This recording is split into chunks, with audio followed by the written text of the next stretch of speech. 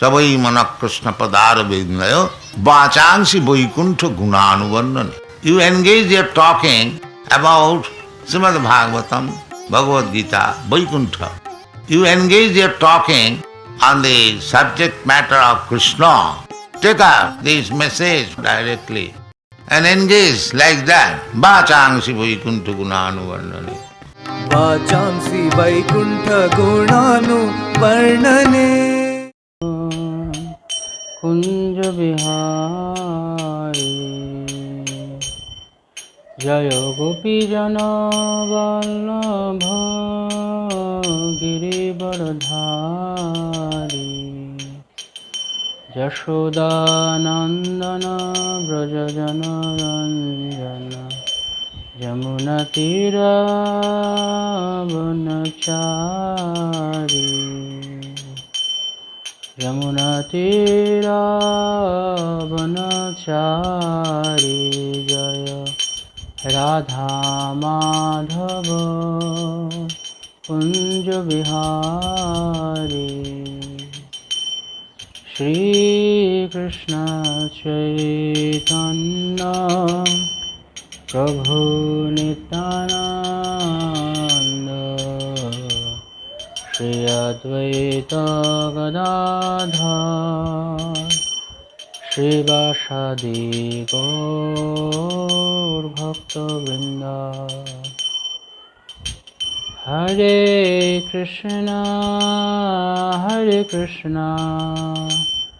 कृष्णा कृष्णा हरे हरे हरे राम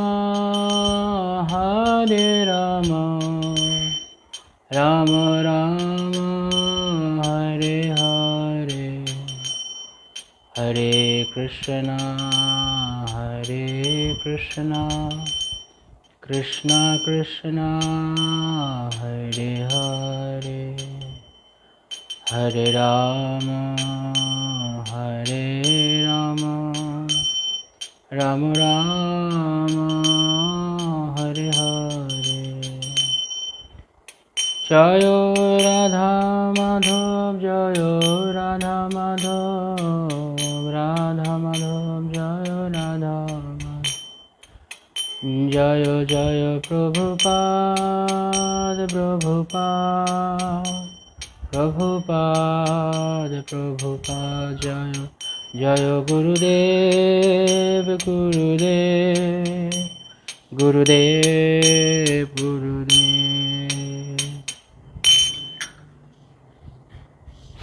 श्री कृष्ण। नमो विष्णुपादाय कृष्णपृष्ठाय भूतले श्रीमते जयपताका स्वामिनिति नामिने। नमो आचार्यपादाय निताय कृपाप्रदायिने गौरकथाधामदाय नगररामतारिणे। नमो विष्णुपादाय कृष्णपृष्ठाय भूतले श्रीमते भक्तिवेदांत स्वामिनिति नामिने। नमस्ते सरस्वती देवी गौरवाणी प्रचारिणे निर्विशेषशून्यवादी पश्चात्देशतारिणे। वाञ्छाकल्पतरुभ्यश्च कृपासिन्धुभ्येव च पतितानां पावनेभ्यो वैष्णवेभ्यो नमो नमः। श्रीकृष्ण चैतन्य प्रभु नित्यानंद श्री अद्वैत गदाधर शिवासादि गौरभक्तवृंद। हरे कृष्णा कृष्णा कृष्णा हरे हरे हरे राम राम राम हरे हरे। कंकरदेवासं पुंगं लंघितगिरिं यत्कृपातमहं वन्दे श्रीगुरुदीनतारिणं परमानन्दमाधवं श्रीचैतन्येश्वरम्। हरे कृष्णा। समस्त उपस्थित भक्तबृंदीদের আমাদের প্রাত্যহিক ভাগবত গীতা ক্লাসে স্বাগতম। আজকে আমরা ভগবত গীতার দ্বিতীয় অধ্যায় থেকে আলোচনা করব। শ্রী ভক্তিবিনোদ ঠাকুর এই অধ্যায়কে সমগ্র ভগবত গীতার সারমর্ম বলেছেন। সুতরাং কতটা গুরুত্বপূর্ণ আমরা বুঝতেই পারছি। সমগ্র ভগবত গীতার সারমর্ম দ্বিতীয় অধ্যায়। সুতরাং আপনারা যদি চান আর ভক্তদের সঙ্গে এই কথা শেয়ার করতে, তাহলে আপনারা এই ক্লাসটি শেয়ার করতে পারেন, যাতে আরও অধিক সংখ্যক ভক্তেরা তারা এই সুযোগ গ্রহণ করতে পারে শ্রীমদ্ ভাগবত গীতার অমীয় বাণী, অমৃত বাণী শ্রবণ করবার। যদি আপনারা চান তাহলে আরও ভক্তদের সঙ্গে শেয়ার করে তাদেরকে এই সুযোগ প্রদান করতে পারেন শ্রবণ করবার। তো দ্বিতীয় অধ্যায় সম্পর্কে যেটি আমরা বলছিলাম, শ্রী ভক্তিবিনোদ ঠাকুর তিনি সমগ্র ভগবদ্গীতার সারমর্ম হিসেবে দ্বিতীয় অধ্যায়কে বলেছেন। কেন? এই দ্বিতীয় অধ্যায় কর্ম শতক, জ্ঞান শতক এবং ভক্তি শতক, এই তিনটি ভাগে ভগবদ্গীতাকে ভাগ করা হয়েছে। ভগবদ্গীতার বিষয়বস্তুকে তা তিনি এখানে ভগবান শ্রীকৃষ্ণ সব কিছু এই দ্বিতীয় অধ্যায়ে তিনি বলে দিয়েছেন। সুতরাং কর্মশতক, কীভাবে কর্ম করতে হবে, অর্থাৎ 1 থেকে 6 নম্বর অধ্যায়ের যে সারমর্ম সেটি তিনি এখানে বলেছেন, এবং 7 থেকে 12 নম্বর অধ্যায়ের ভক্তি শতকের তাৎপর্য তিনি বলেছেন সারমর্ম, এবং 13 থেকে 18 অর্থাৎ জ্ঞান শতকেরও সারমর্ম তিনি এই ভগবদ্গীতার এই অংশে তিনি বলেছেন। সুতরাং এই ভগবদ্গীতাকে বলা যায় সারমর্ম, সম্পূর্ণ ভগবদ্গীতার সারমর্ম বলা যায় এই দ্বিতীয় অধ্যায়কে। আমরা এর আগের দিনে পড়ছিলাম যে কিভাবে করে সমস্ত ভগবদ্গীতায় প্রত্যেকটি অধ্যায়ের চূড়ান্ত যেই সিদ্ধান্ত তা কেবল ভক্তিকেই প্রতিষ্ঠা করে, ভক্তি যোগেরই কেবলমাত্র তা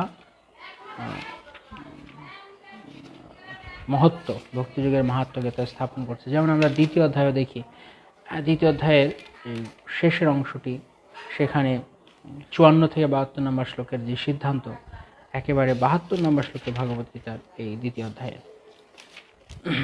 ঈশা ব্রাহ্মস্থিতি পার্থ নৈনাম প্রাপ্য বিমুচ্যতি স্থিতাসমন্ত কালেপি ব্রহ্ম নির্বাণম রেচ্ছতি। অর্থাৎ যিনি এই প্রকার ব্রাহ্মী স্থিতি লাভ করেন, সেই অবস্থাকে এখানে বলা হচ্ছে ব্রাহ্মী স্থিতি। ব্রাহ্মী স্থিতি মানে যে অবস্থায় ভক্ত তিনি ন শোচতি ন কাঙ্ক্ষতি, এই জগতের থেকে কোনো কিছু আশাও করেন না এবং জগৎ থেকে কোনো কিছু তিনি হারালে তিনি শোকও করেন না, সেই স্থিতিতে ভক্ত তিনি কি হয়, নৈনাম প্রাপ্য বিমুহ্যতি, তিনি কোনো কিছু দ্বারা তিনি বিমুহ্য হন না, মুহ্যমান হন না, এবং সেইভাবে তিনি ব্রহ্ম নির্বাণ অমৃচ্ছতি, মুক্তি লাভ করেন, প্রকৃত মুক্তি লাভ, ব্রহ্ম নির্বাণ বা পরম শান্তি লাভ করেন। তো কিভাবে লাভ করবেন তিনি? কি জ্ঞান পেলে একজন ভক্ত তিনি সমস্ত অবস্থাতেই ইকুইলিব্রিয়াম স্টেট, সাম্যাবস্থা, একদম আনন্দে বিগলিতও নয় আবার দুঃখে একদম মুষড়ে পড়বেন না, সেটি কী অবস্থা হলে, সেটি এই দ্বিতীয় অধ্যায়ের সূত্র দেওয়া হচ্ছে, গোপন সূত্র। কিভাবে জীবনকে সাম্যাবস্থায় নিয়ে আসা যায়, জগতের কোনো কিছুর দ্বারা প্রভাবিত না হবার। আমরা সবাই তো এটিই চাইছি, প্রত্যেকেই আমরা যা চাইছি তা হচ্ছে আনন্দ, সুখ, কিন্তু এই জড়জগৎ তো আনন্দময় নয়, জড়জগৎ হচ্ছে নিরানন্দময়। তো নিরানন্দের জগতে থেকে আনন্দ পেতে গেলে আপনাকে ইমিউন হতে হবে, জড়জগতের সমস্ত দুঃখ কষ্ট থেকে আপনাকে নিজেকে নিজের মধ্যে একটা প্রতিষেধক ক্ষমতা গড়ে তুলতে হবে। তো সেই প্রতিষেধক ক্ষমতার যে সূত্র তা ভগবান এই অধ্যায়ে অর্জুনকে বলে দিচ্ছেন, এবং তাই জন্য এই অধ্যায়কে বলা হচ্ছে সারমর্ম। কেননা সমগ্র ভগবদ্গীতা যা বলা হবে এই দ্বিতীয় অধ্যায়ে তা ভগবান প্রথমেই অর্জুনকে বলে দিচ্ছেন। যেমন ক্র্যাশ কোর্স হয়, তো ক্র্যাশ কোর্সে যদি বছর খানিক লম্বা কোর্স হয় বা 6 মাসের কোর্স হয়, তাহলে 1 সপ্তাহে একটা ক্র্যাশ কোর্স হয়ে যায়, সময় কম, তাকে অল্প দিনের মধ্যে কোথাও হয়তো অ্যাডমিশন নিতে হবে, তখন পুরো কোর্স করার যখন তার সময় নেই, তখন সাধারণত ক্র্যাশ কোর্স অনেক অফার করে। তো এই দ্বিতীয় অধ্যায়টা অনেকটা ক্র্যাশ কোর্সের মতো, সমগ্র ভগবদ্গীতাকে প্যাকিং করে ভগবান দ্বিতীয় অধ্যায় দিয়ে দিচ্ছেন, এবং তারপর আবার তিনি সেটিকে বিশ্লেষণ করছেন পুরো ভগবদ্গীতাতে।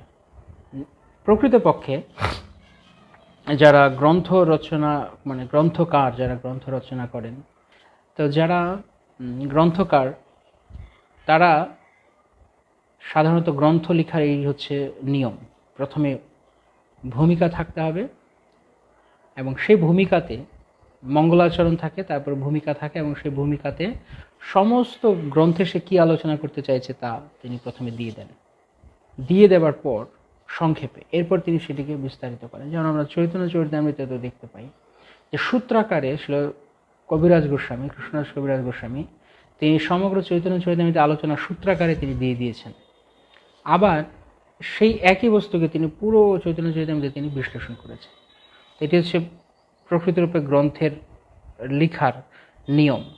যে কোনো আচার্যদের গ্রন্থ, আমাদের বৈদিক আচার্যদের যে কোনো ধরনের গ্রন্থ, তো যে কোনো প্রকৃত লেখক, বিশেষ করে আমাদের বৈদিক শাস্ত্রসমূহের যারা আচার্য, তারা এইভাবে লিখেছেন। আজকালকার দিনের মতো যেমন প্রভুপাদ বলতেন যে কোনো জগা খিচুড়ি মার্কা কোনো সাহিত্য তারা লিখতেন না। জগা খিচুড়ির সাহিত্য কাকে বলে? গল্পের শুরু একরকম, মাঝখানে একরকম, শেষে গিয়ে তার কোনো তালগোল পাকিয়ে ফেলেছে, কোনো মিল নেই, এরকম নয়। একটা ধারাবাহিকতা থাকে। যা স্থাপন করতে চাইছেন তা প্রথমে তিনি বলবেন, মাঝখানে তা বিস্তারিত করবেন, শেষে গিয়ে তা তিনি আবার উপসংহার করবেন। আমরা কিন্তু ছোটবেলা থেকে এইভাবে পড়ে এসেছি। আপনাদের যদি যারা মনে আছে, আপনারা যারা স্কুলে থাকতে এসে লিখেছেন, রচনা, প্রথমে আমরা কি লিখতাম? ভূমিকা, তাই তো? ভূমিকাতে আমরা কি লিখতাম? পুরো রচনাতে যা বলতে চাইছি, কি কি বিষয়ের উপর আমরা জোর দিতে চাইছি, সেটি আমরা লিখতাম। তারপর পুরো বিষয়টিকে বিশ্লেষণ করতাম এবং আবার শেষে গিয়ে তার সিদ্ধান্ত দিতাম। যেমন সমগ্র চৈতন্য চরিতামৃতের সারবস্তু হচ্ছে কৃষ্ণ প্রেম, শ্রীমন মহাপ্রভুর কৃষ্ণ প্রেম, এবং সেই কৃষ্ণ প্রেমের সিদ্ধান্তকে আদিলীলাতে প্রথম দিকের কয়েকটা অধ্যায়ের মধ্যে, 1 থেকে 5-6 অধ্যায়ের মধ্যে সূত্রাকারে সব বর্ণনা করে দেওয়া হয়েছে।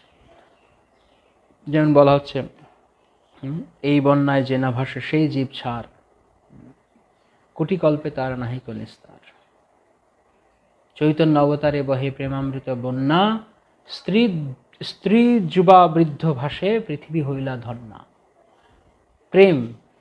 প্রেমের বন্যাও নিয়ে আসছেন মহাপ্রভু, সেই কথা বলা হচ্ছে। এরপর সেই প্রেম বন্যাকেই সম্পূর্ণ চৈতন্য চরিতামৃতে কৃষ্ণদাস বিশ্লেষণ করছেন। একদম শেষে গিয়ে তিনি, অন্তলীলার শেষ অংশে গিয়ে তিনি আবারও বর্ণনা করছেন যে শ্রীমন মহাপ্রভু কীভাবে সমস্ত ভক্তদের সেই প্রেম বন্যায় তিনি সর্বদা ভাসতেন, তিনি নিজেও কীভাবে সেই প্রেম বন্যায় সর্বদা নিমগ্ন থাকতেন, সে কথা বর্ণনা করা হচ্ছে।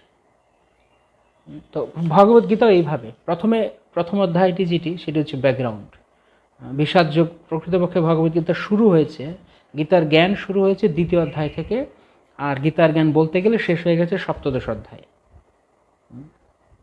তো এই 16টি অধ্যায়ে পুরো জ্ঞান দিয়ে দেওয়া হয়েছে। প্রথম অধ্যায় হচ্ছে ব্যাকগ্রাউন্ড, আর শেষ অধ্যায় হচ্ছে সমগ্র ভগবদ্গীতার আবার সারমর্ম করা হয়েছে। তাই আপনারা দেখবেন ভগবদ্গীতার 2য় এবং 8দশ অধ্যায় সবচেয়ে বড়, কারণ 2য় অধ্যায়ে একবার ভগবান সব কিছু বলেছেন কমপ্লিটলি, তারপরে in a nutshell, like a crash course, আবার সমগ্র ভগবদ্গীতা তা ব্যাখ্যা করেছেন। এরপর আবার 8দশ অধ্যায়ে গিয়ে তিনি আবার সব কিছুকে তিনি সামারাইজ করে আবার 8দশ অধ্যায় দিয়েছেন। তো এই হচ্ছে গ্রন্থ রচনার মূল নিয়ম, আর ভগবানও সেটাই ফলো করেছেন। প্রথমে সংক্ষেপে বলেছেন, তারপর বিশ্লেষণ করেছেন। কিন্তু মজার ব্যাপার হচ্ছে যে সে কর্মশতক হোক কি ভক্তি শতক হোক কি জ্ঞান শতক হোক, সমস্ত শতকগুলোর এবং সমস্ত অধ্যায়গুলোর, আরও ইন্টারেস্টিং, সমস্ত অধ্যায়গুলোর যে চরম সিদ্ধান্ত তা হচ্ছে ভক্তি ভক্তি ভক্তি, ভগবানের চরণের শরণাগত হও, ভগবত ভক্তিতে যুক্ত। তো এইটি হচ্ছে পূর্ণরূপে প্রকৃতরূপে ভগবদ্গীতা। ভগবদ্গীতা পড়ার আর দ্বিতীয় কোনো উদ্দেশ্য নেই, কেবল কৃষ্ণ পাদপদ্মে প্রেম ভক্তি অর্জন করা। ভগবদ্গীতার শেষ সিদ্ধান্ত একই, মন্মনা ভগবত ভক্ত সর্বধর্মান পরিত্যাজ্য। আমরা যেটি বলছিলাম, সমগ্র ভগবদ্গীতাকে যদি আমরা ভাগ করি 2টো ভাগে, তাহলে 1 থেকে 9, 10 থেকে 18, 9 অধ্যায়। তাহলে 9ম অধ্যায়টি হচ্ছে মাঝখানে, অর্থাৎ সবচেয়ে গোপন বস্তু। যেমন ছিল বলদেব বিদ্যাভূষণ পাদ, তিনি ব্যাখ্যা করছেন যে যেমন বইয়ের দুপাশের মলাট থাকে, বইয়ে মলাট থাকে, মলাট অত গুরুত্বপূর্ণ নয়, কিন্তু ভেতরে কি কন্টেন্ট আছে বইয়ের ভেতরে, বিষয়বস্তু, সেটি গুরুত্বপূর্ণ। তো বিষয়বস্তুকে সংরক্ষণ করে 2 পাশের মলাট। তো কর্মশতক এবং জ্ঞান শতক হচ্ছে মলাটের মতো, আর ভক্তি শতক হচ্ছে মূল গ্রন্থ, তা মাঝখানে দেওয়া হয়েছে। এই জন্য ভগবদ্গীতা 7 থেকে 12 নম্বর অধ্যায়, এই 6টি অধ্যায় হচ্ছে ভক্তি শতক, সবচেয়ে গুরুত্বপূর্ণ। তার মধ্যে আবার আরও গুরুত্বপূর্ণ হচ্ছে 9ম অধ্যায়, কারণ 9ম অধ্যায় আবার 7 থেকে 12-র মাঝখানে অবস্থিত। যেমন একটা পেটিকা থাকে, পেটিকা বোঝেন? পেটিকা মানে ছোট অলংকার রাখার বাক্স, যাকে বলে পেটিকা। সংস্কৃতি বা সম্পুট বলে, সম্পুট বা পেটিকা। তো বড় বাক্সের ভিতরে যেমন যারা অনলাইন অর্ডার করেন দেখেন কুরিয়ারগুলো কি করে, এত বড় একটা বড় একটা বাক্স করবে, না জানে কি আছে, খুলবেন তার ভিতরে আরেকটা বাক্স, তার ভিতরে আরেকটা, তারপরে ছোট্ট একটা হয়তো কিছু, এটি এরকম আর কি। তো বাইরেগুলো খোলস, গুরুত্বপূর্ণ নয়, আমি ততটা গুরুত্বপূর্ণ নয়, কিছু ইনফরমেশন হয়তো দিন, কিন্তু যা আপনি চাইছেন সেটি একদম ভেতরে থাকে। ঠিক তদ্রূপ ভগবদ্গীতা প্রকৃত যে জ্ঞান সেটি থাকবে একদম মাঝখানে, নবম অধ্যায়, আর বাকি সব কিছু সাপোর্ট করে। নবম অধ্যায়ে যা বলা হয়েছে বাকি 1 থেকে 8 আর 18 অধ্যায় সেই ভক্তিকে সাপোর্ট করছে, কিন্তু নবম অধ্যায়ে পূর্ণরূপে ভক্তিকে বলা হচ্ছে, সেজন্য সবচেয়ে গুরুত্বপূর্ণ। আবার নবম অধ্যায়ের মধ্যে, তো নবম অধ্যায়ে গিয়ে আবার কি করা হচ্ছে, ভগবান নবম অধ্যায়ে যেমন সবকিছু সারমর্ম, তেমনি আবার নবম অধ্যায়ের মধ্যে সারমর্ম কি, নবম অধ্যায়ের লাস্ট লোক 934, এই 934কে আবার রিপিট করা হচ্ছে 18.65, এটি আমরা প্রথম দিন বলছিলাম। তো বুঝতে হবে যে ভগবদ্গীতা পড়ার উদ্দেশ্য কি। ভগবদ্গীতা পড়ার মূল উদ্দেশ্য হচ্ছে কেবল একটি শ্লোক বোঝা, যে একটি শ্লোক ভগবদ্গীতার অনুধাবন করতে পেরেছে তার জন্য সম্পূর্ণ ভগবদ্গীতা আত্মস্থ হয়ে গেছে, পুরো ভগবদ্গীতার সম্পূর্ণ জ্ঞান তার হয়ে গেছে। কি সেই শ্লোকটি, মন্মনা ভব মদ ভক্ত মজ্জাজিমাম নমস্কার মামে বৈশ্বাসী ইত্যৈব মৎমানম মৎপরায়ণ, কেবল আমার ভক্ত হও, আমার পূজা করো, আমাকে নমস্কার করো, আমাকে তোমার চিত্ত অর্পণ করো, বাস এইটাই সমগ্র ভগবদ্গীতায় বলা আছে, আর কিছু। তো দ্বিতীয় অধ্যায় সেই নবম অধ্যায়েরই গুরুত্ব, নবম অধ্যায়ে মানে ভগবদ্গীতার কি সম্পর্ক রয়েছে আমাদের সঙ্গে, ভগবানের কি সম্পর্ক সম্বন্ধ, আমি আরেকবার বলছি, আমরা আগেও এটি আলোচনা করেছি। জীবনের যে কোনো কিছুতে, আমাদের ব্যক্তিগত জীবনধারায়, আমাদের জড়জাগতিক জীবনধারায় কি আমাদের পারমার্থিক জীবন, যে কোনো কিছুতে 3টি বিষয় সবসময় থাকে, সম্বন্ধ, অভিধেয়, প্রয়োজন। সম্বন্ধ, অভিধেয়, প্রয়োজন। তো ভগবদ্গীতা কি, ভগবদ্গীতা হচ্ছে আমাদের ভগবানের সঙ্গে আমাদের সম্পর্ককে বোঝাচ্ছে।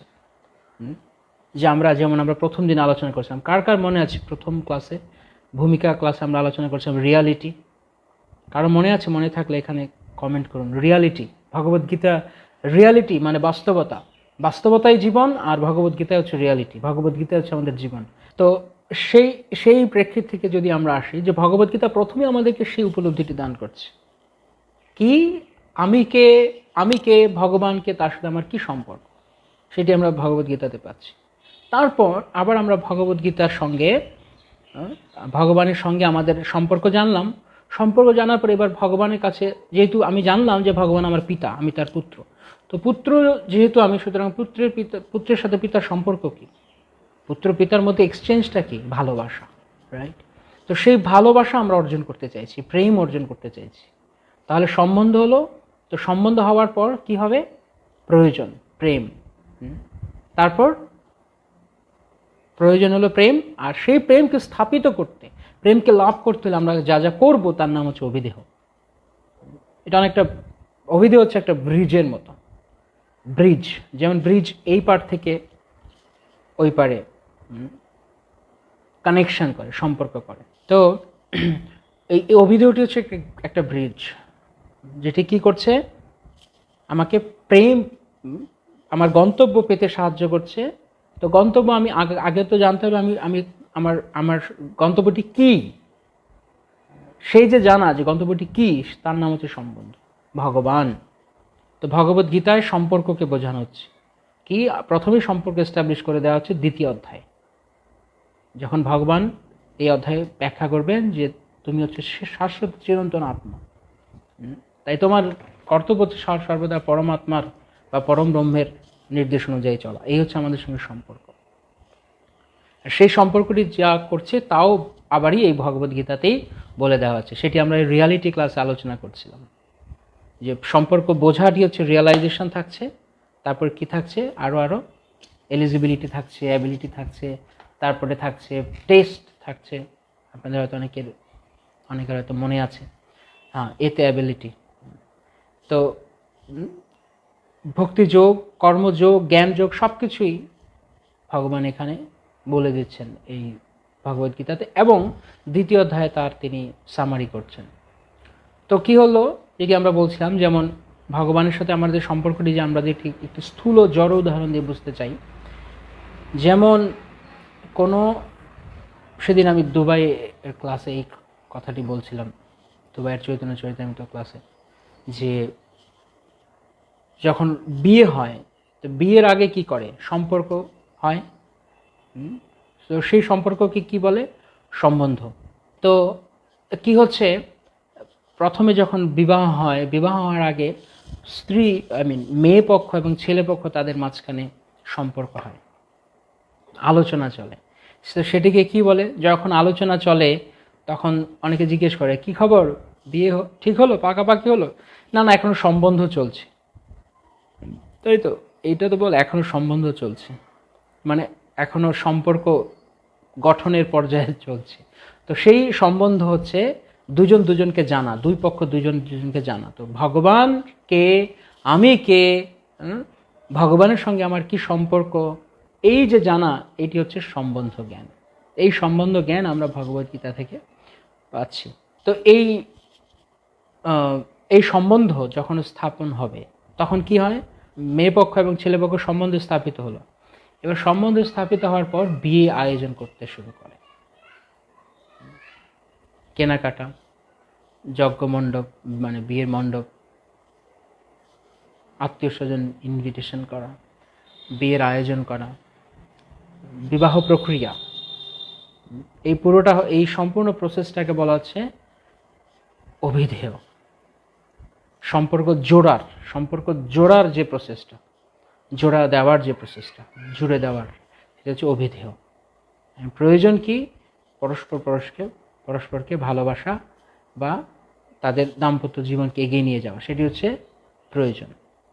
তো এই হলো কি আমরা বুঝতে পারলাম, এই হলো আমাদের, এটি একটা জড় উদাহরণ দিয়ে আমরা বুঝতে চাইলাম যে ভগবানের সঙ্গে আমাদের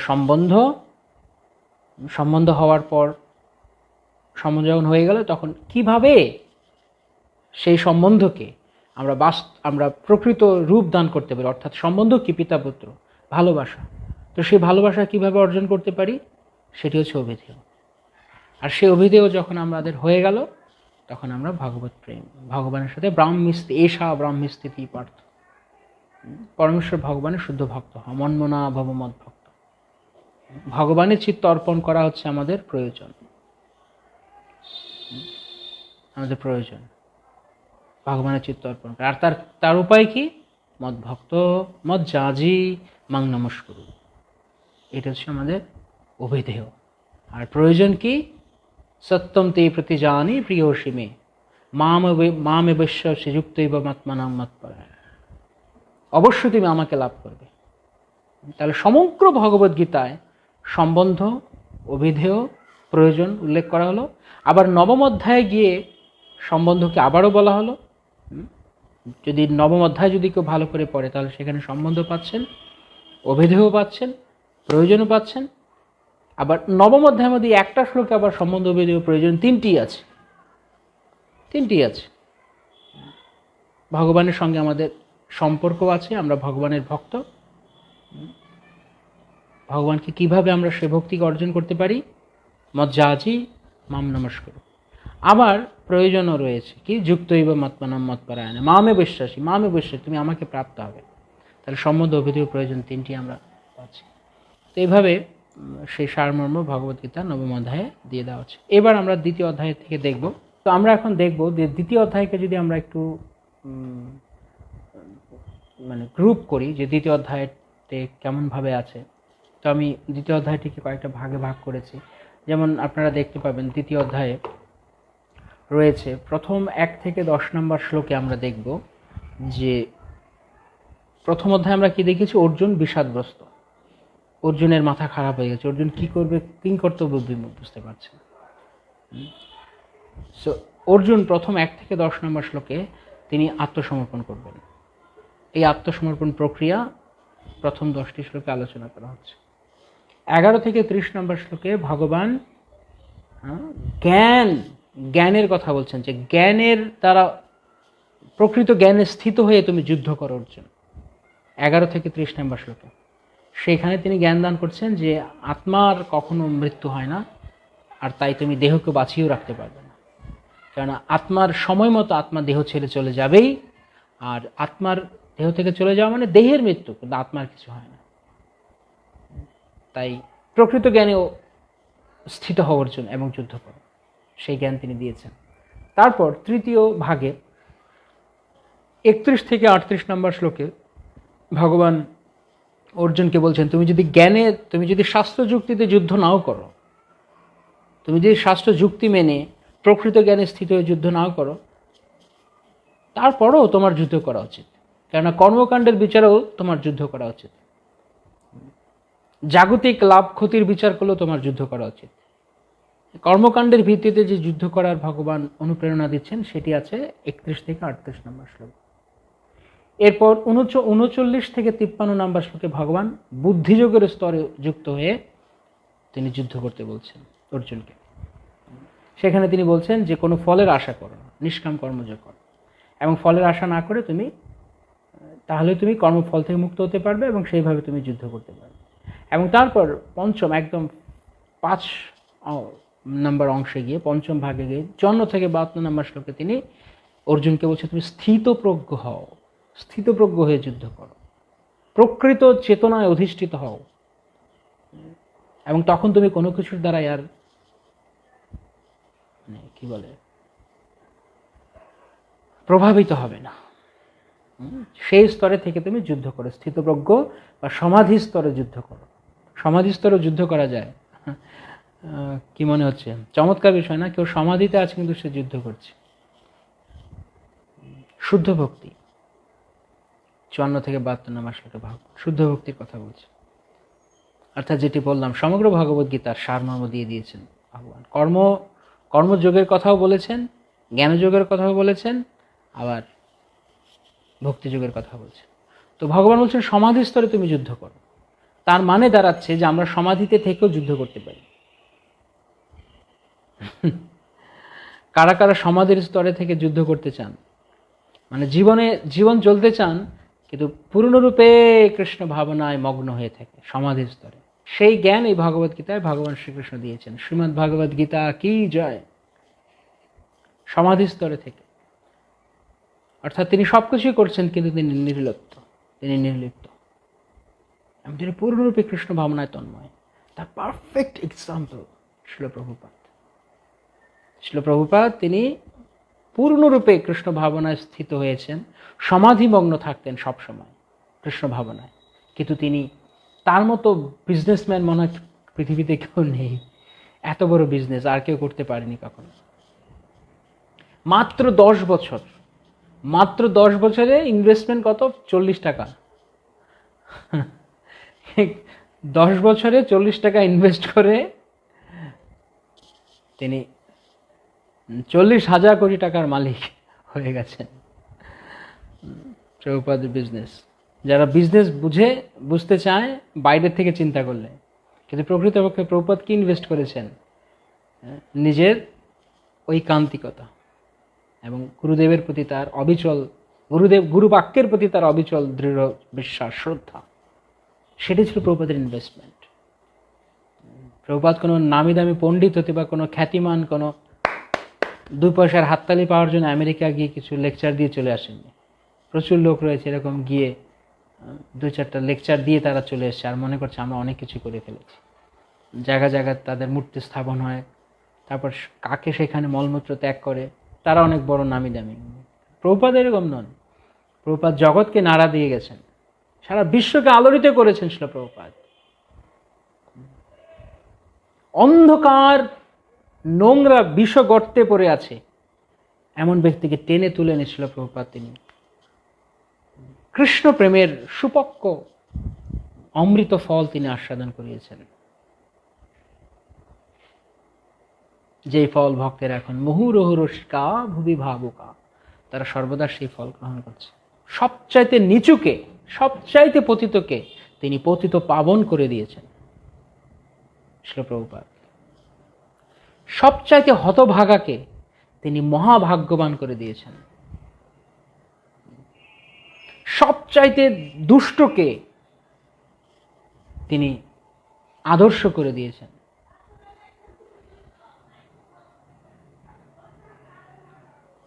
এই হচ্ছে শিল প্রভুপাদ। জগৎগুরু শিল প্রভুপাদ কি জয়। তিনি স্থিতপ্রজ্ঞ স্তরে, সর্বদা কৃষ্ণ ভাবনায় মগ্ন, কোনো কিছু দ্বারা তিনি প্রভাবিত না। তো এইরকম মহাত্মারা তারা সমাধিমগ্ন হয়েও জীবনে যুদ্ধ করতে জানেন। তো সেই শিক্ষা আসলে প্রভুপাদ একা তার কাছে রেখে দেননি, তিনি নিজেও তার জীবনে পালন করেছেন এবং তিনি আমাদেরকে তা দিয়েছেন, শেয়ার করেছেন আমাদের সঙ্গে। টেক আপ, প্রভুপাদ বলতে, take up to Krishna consciousness and make your life successful. Krishna ভাবনামৃতে গ্রহণ করো, জীবনকে সার্থক করে তোলো। কৃষ্ণ ভক্তি ছাড়া মানুষ কতভাবে তাদের জীবনকে নষ্ট করছে। মাঝে মাঝে আপনারা ফেসবুকে বা সোশ্যাল নেটওয়ার্কিং সাইটগুলো এমন ছবি পাবেন, এমন ভিডিও, যেমন গতকালকে হঠাৎ করে একটা ভিডিও পপ আপ করছে। কি করছে? কোনো এক জিমন্যাস্টিক, একটা অ্যাথলেট বা কোনো এক জিমন্যাস্টিক পার্সন, সে এমন কিছু করছে, ছুটোছুটি হুড়োহুড়ি দৌড়াদৌড়ি করছে, সে এখান থেকে লাফিয়ে ওখানে যাচ্ছে, ওখান থেকে লাফিয়ে ওখানে যাচ্ছে। কত কষ্ট হচ্ছে, কত পরিশ্রম করছে, শরীরকে শেষ করে ফেলছে, আর লোকে দাঁড়িয়ে হাততালি দিচ্ছে। আর সে বুঝতে পারছেন কি অবস্থা? মানে এই এই এই অ্যাথলেট বা এই জিমন্যাস্টিক এক ধরনের বাদর খেলার মতো, বাদর খেলার মতো। বাদর কত পরিশ্রম, মাঝে মাঝে খুব মায়া লাগে না বাদর দেখলে? বাদর নাচছে, বাদর পরিশ্রম করছে, ডিগবাজি খাচ্ছে, উল্টো পাল্টা পড়ে যাচ্ছে, আর লোকে ও খুব মজা পাচ্ছে।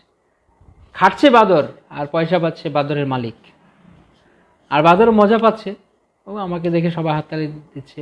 বাদরকেও ভেঙচি কাটছে, বাদর ভেঙচি কাটছে, কিন্তু সে বুঝতে পারছে না। বাদর যেমন বুঝতে পারে না যে সে তার জীবন কিভাবে নষ্ট, বাদর বোঝার কথা নয়। তো সেরকম ভাবে এরকম অযথা মানুষ যখন সময় নষ্ট করে, তখন তাদেরকে দেখলেই মনে হয় জীবনে কত লক্ষ্য রয়েছে, জীবনে কত গভীর লক্ষ্য রয়েছে।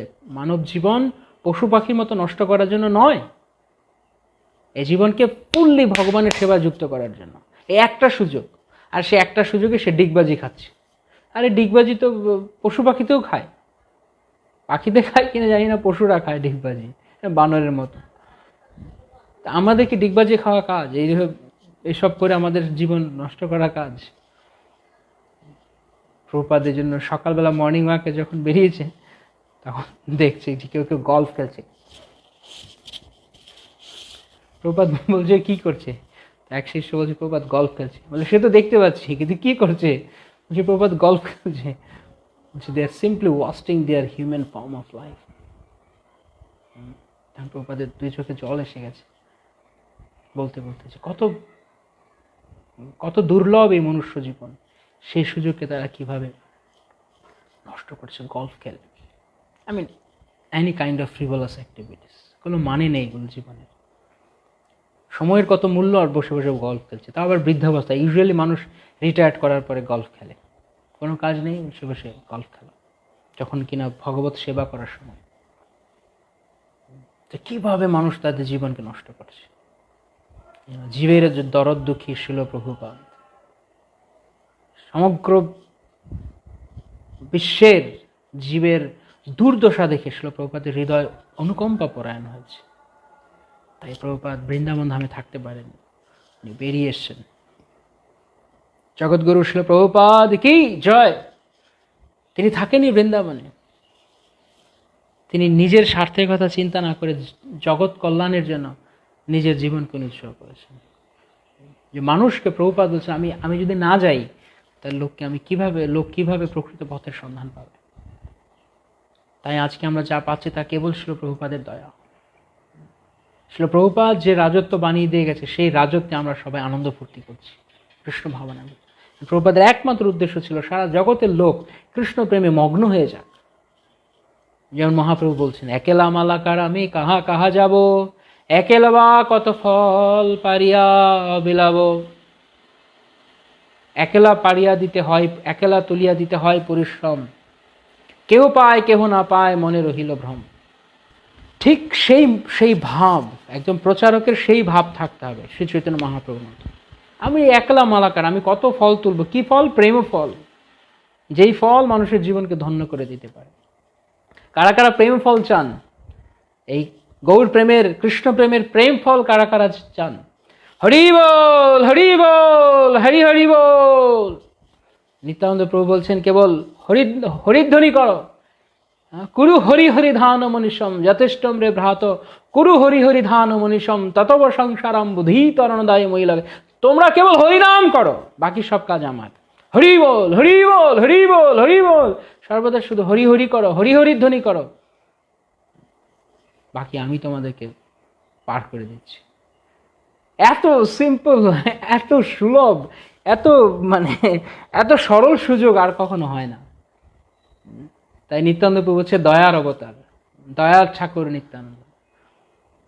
গুরু মহারাজ সেদিন টিউটি কেয়ার ক্লাসে উনি বলছিলেন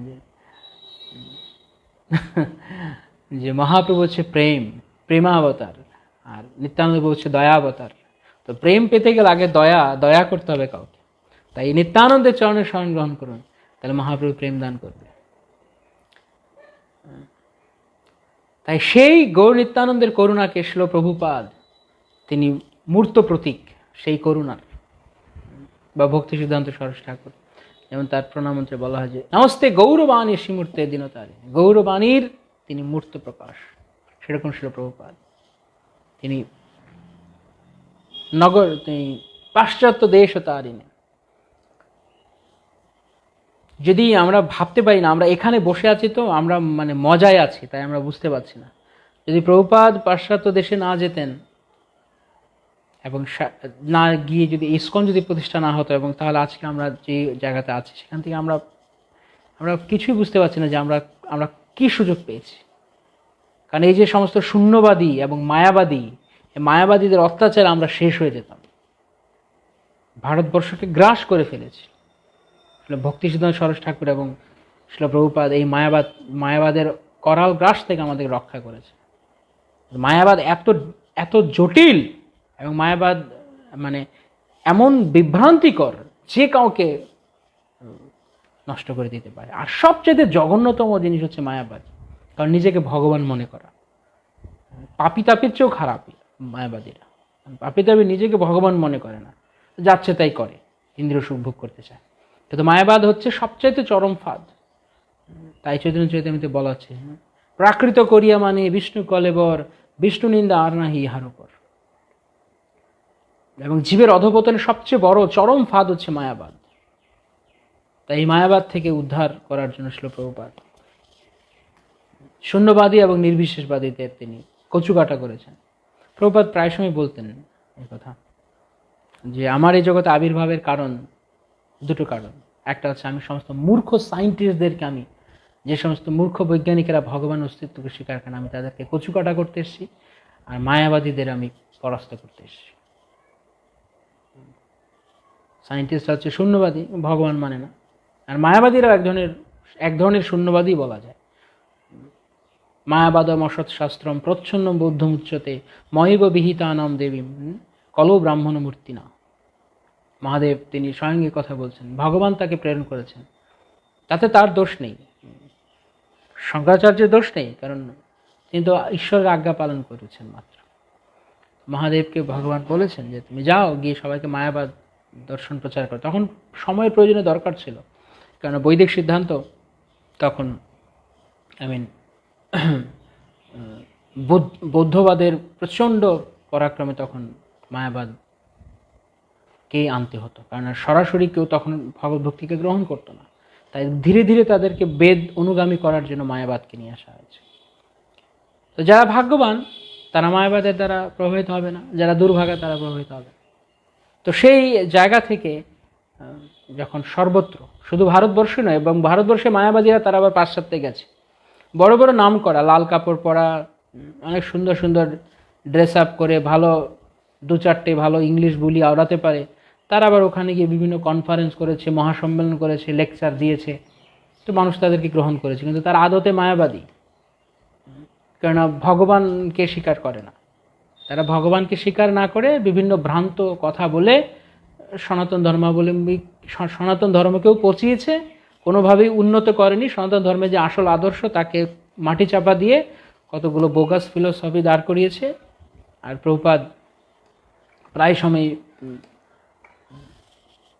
তাদেরকে বলতেন, সরাসরি বলতেন প্রভুপাদ, যে সিম্পলি মানুষকে শুধু বিপদগামী করেছে। কেউ যদি এই কথা বলে যে তুলসী মহানি পূজা করার দরকার নেই, কোনো একটা উল্টোপাল্টা গাছের পূজা কর, কী ধরনের কথা তার? কারণ সেই গাছ ফল দেয়, খেলে লাভ আছে। তুলসী পাতা কোনো লাভ আছে? তাই তুলসী পূজা করার চেয়ে কোনো গাছ পূজা করা ভালো। উল্টোপাল্টা অনেক ধরনের কথা এরকম লোক দিয়ে ছড়িয়েছে। আর সেই সমস্ত তথাকথিত সাধু সন্ন্যাসী মহাপুরুষ, তারা কেবল ধর্মটার ক্ষতি করে দিয়ে গেছে। আর সেই জায়গাতে দাঁড়িয়ে প্রভুপাদ বৃদ্ধাবস্থায় এসে গুরু বাক্যকে 30 বছর হৃদয়ে ধারণ করে রেখেছেন। 35 বছর প্রিপারেশন, 1992-তে গুরু আজ্ঞা, আর 1965-এ তার বাস্তবায়িত। শিল প্রভুপাদ কি জয়। প্রভুপাদের লাইফ অ্যাডভেঞ্চারাস। প্রভুপাদের সম্পর্কে বলতে গেলে যেরকম বৃন্দাবন দাস ঠাকুর চৈতন্য ভাগবতে মহাপ্রভুর কথা বলতে গিয়ে নিত্যানন্দ প্রভু প্রসঙ্গ পেলেই তিনি ভাবে বিভোর হয়ে যেতেন। তো প্রভুপাদ এত মোহময়ী, এত জাদুকরী একটা ক্যারেক্টার তিনি।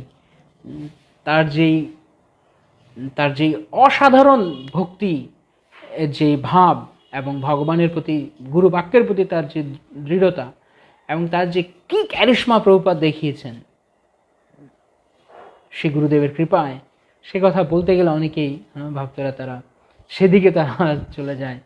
অনেক সময় আমরা খেই হারিয়ে ফেলি যে কি হচ্ছে, আসলে কি আলোচনা। প্রভুপাদের কথা এরকম, প্রভুপাদ যদি না হতেন তাহলে আমাদের কোনো উপায় ছিল না। প্রভুপাদ যদি না হতেন তাহলে এখন আমাকে দেখতেন না এই ফেসবুকে, আমি আপনাদেরকে দেখতাম না, আমি স্মার্টফোন নিয়ে ফালতু কিছু করতাম, আর আমরা সবাই নিঃসন্দেহে আমরা সবাই ফালতু কিছু কাজ করতাম। আরো কত নিচে নামা যায়, আরো কত জঘন্য হওয়া যায়, কত তাড়াতাড়ি নরকে যাওয়া যায়, আমরা সেই ব্যবস্থা করতাম। প্রভুপাদ চুলের মুঠিতে ধরে টেনে এনেছেন। এই হলো ভক্তের স্বভাব। ভগবান কখনো তার ভক্তকে ছাড়েন না।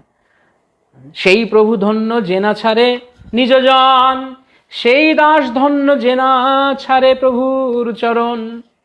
সেই ভগবান বা সেই প্রভু ধন্য যিনি তার ভক্তকে কখনো ছাড়েন না, আর সেই দাস ধন্য যে কখনো তার ভৃত্যকে ছাড়েন না। মহাপ্রভু যখন দক্ষিণ ভারত ভ্রমণে গিয়েছেন, তখন কৃষ্ণদাস, কালা কৃষ্ণদাস ভট্টধারীদের পাল্লায় পড়েছে। স্ত্রী লোকের লোভ দেখিয়ে, লোককে প্রলোভন দেখিয়ে নিয়ে আসত। তো মহাপ্রভু সঙ্গে ছিল কালা কৃষ্ণদাস, সে চলে গেছে ওখানে। তখন প্রলোভন দেখিয়েছে। মায়া কত শক্তিশালী, এই জন্য প্রায় আমরা এই কথা বলি, সিরিয়াস। একটু ছিদ্র পেলে সুচ হয়ে ঢুকে যাবে মায়া, একটু ছিদ্র পেলে। ভগবানের সঙ্গে থাকা অবস্থায়, ভগবানের সেক্রেটারি, ভগবানের পার্সোনাল সার্ভেন্ট থাকা অবস্থায় যদি তার এরকম দশা ঘটতে পারে জীব শিক্ষা দেওয়ার জন্য ভগবান, তাহলে আমাদের কি হতে পারে? মহাপ্রভু গিয়ে ওই ভট্টাচার্যদের আস্তানা থেকে নিয়ে ওদের সামনে থেকে চুলের মুঠিতে ধরে নিয়ে বের করে এনেছেন, কালাকৃষ্ণ দাসকে। সেই প্রভু ধন্য যে না ছাড়ে নিজ জন। শিল প্রভুপাদ তেমনি, তিনি আমাদেরকে অধপতিত হতে দেননি, কারণ অত্যন্ত করুণাপূর্ণ হৃদয় তার। যেমন গুরুদেব গানে বলছেন, যেমন কত কষ্ট সহি প্রীত মনে রহি, কেবা বিলাইত হরিনাম। কে ছিল এরকম প্রভুপাদ ছাড়া?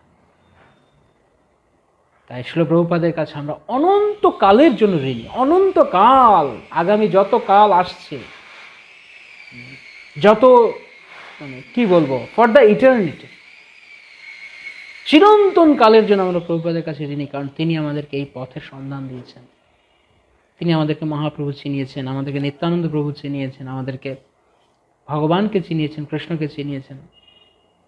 তাই তার করুণা ছাড়া আমাদের কি দশা হতো?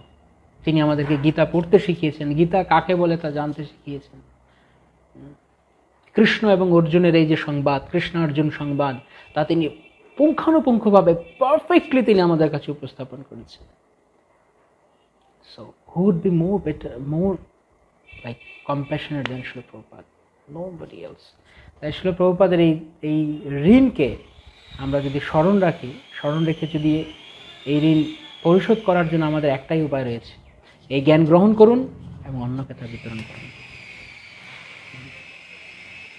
টেস্ট, যেমন আমরা বলছিলাম, test the nectar of practicing and preaching. যারে দেখো তারে কহো কৃষ্ণই উপদেশ, আমার আজ্ঞায় গুরু হইয়া তারও এই দেশ। বা যেমন নিত্যানন্দ প্রভুকে মহাপ্রভু বলছে, প্রতি ঘরে ঘরে যাও, গিয়ে ভিক্ষা করো, বলো কৃষ্ণ, ভজ কৃষ্ণ, করো কৃষ্ণ। এনিওয়ে, আমরা অনেকটা অন্যদিকে চলে গেছিলাম, সরি। তো এভাবে দ্বিতীয় অধ্যায়ে, তো আমি যখন আমাদের ভগবদ্গীতা সিরিজ চলছিল তখন আমি এই কথা বলেছি, আমি আবারও বলছি, ভগবদ্গীতা, এই ক্লাস ভগবদ্গীতা পড়ার বিকল্প নয়। কেন, ইতিমধ্যে আমরা আলোচনা করলাম, প্রভুপাদ যা দিয়েছেন প্রত্যেকটি ওয়ার্ড পড়ুন, প্রতিটি শব্দ পড়ুন, শুধু প্রতিটি লাইন নয়, প্রতিটি শব্দ পড়ুন। প্রতিটি শব্দের মধ্যে আপনি সমুদ্র খুঁজে পাবেন, আনন্দ সমুদ্র। এত চমৎকার শিল প্রভুপাদ তাৎপর্য দিয়ে গেছে, জলের মতো।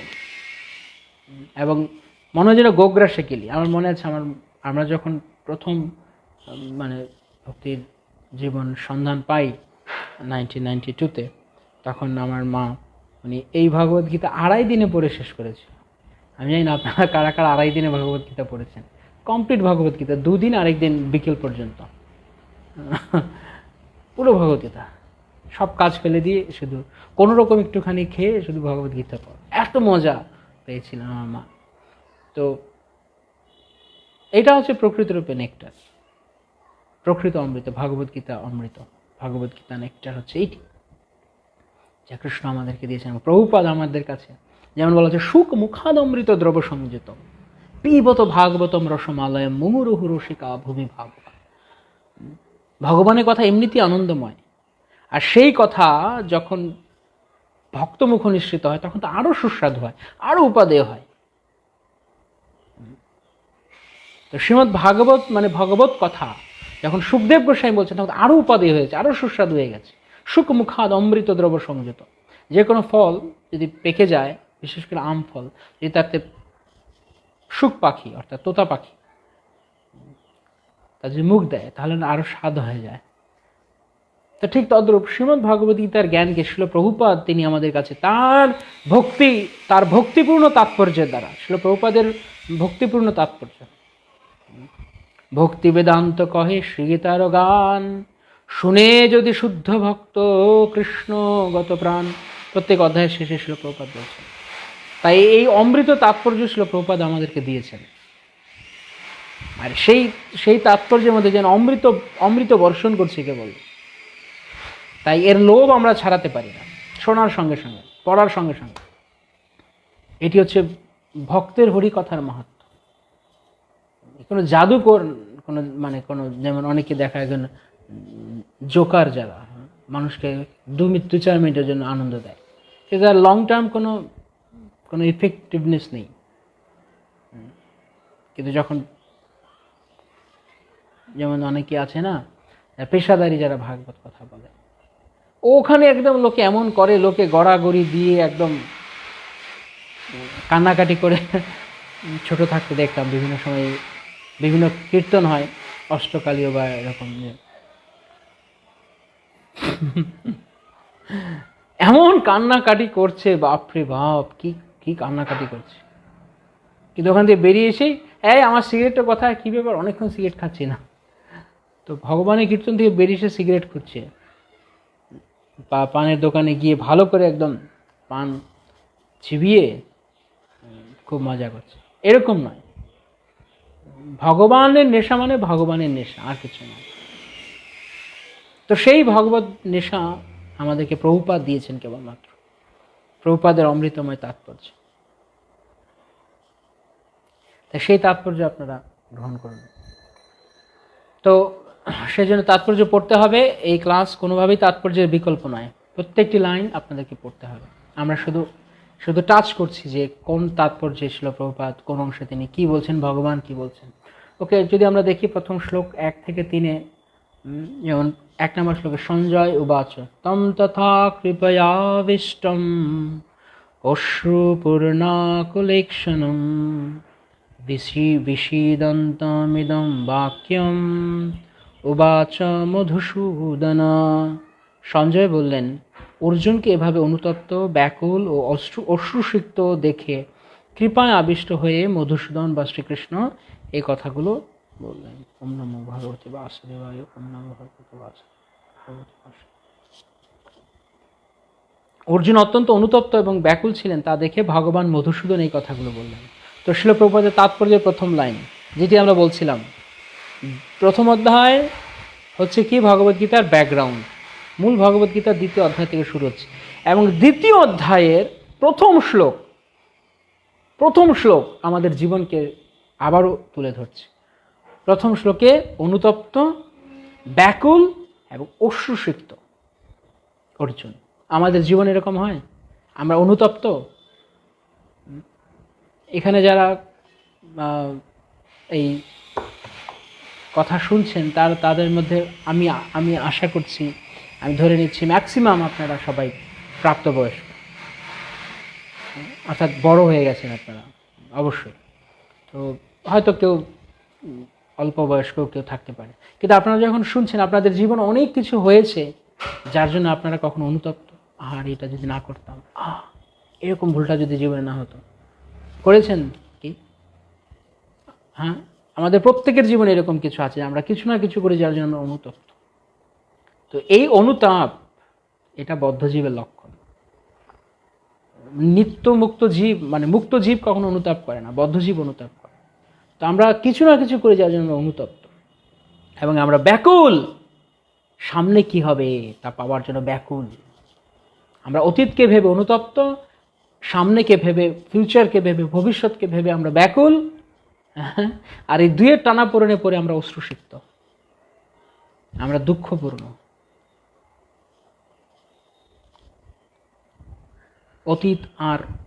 অতীত আর ভবিষ্যতের চাপে পড়ে আমাদের জীবন এরকম হয়ে গেছে। তো এইটি আমাদের একদম শুরু, ভগবদ্গীতার শুরু, যে আমাদের জীবন কেমন। এবং তাৎপর্যের প্রথম লাইনে শিল প্রভুপাদ সেই কথা বলছেন, জাগতিক করুণা, শোক এবং চোখের জল হচ্ছে প্রকৃত সত্তার অজ্ঞানতার বহিঃপ্রকাশ। আমাদের অজ্ঞানতার বহিঃপ্রকাশ জাগতিক করুণা, জগতের বিভিন্ন লোকের জন্য করুণা, যেটি অর্জুনের ছিল। শোক এবং চোখের জল, এই চোখের জল ভগবত প্রেমের চোখের জল নয়। যখন ভগবানের ভক্ত ভগবানের জন্য ক্রন্দন করেন, সেটি সম্পূর্ণ আলাদা, সেটি সম্পূর্ণ আলাদা। তো এইভাবে আমরা সবাই অনুতপ্ত, জীবনে কিছু না কিছু ভুল হয়েছে বা আমরা এমন কিছু, এবং আমরা কি করছি, আমরা শোক করছি এর জন্য। একটা কি করেছি তার জন্য শোক করছি, আরেকটা হচ্ছে যে কি পাবো না তার জন্য আমাদের শোক।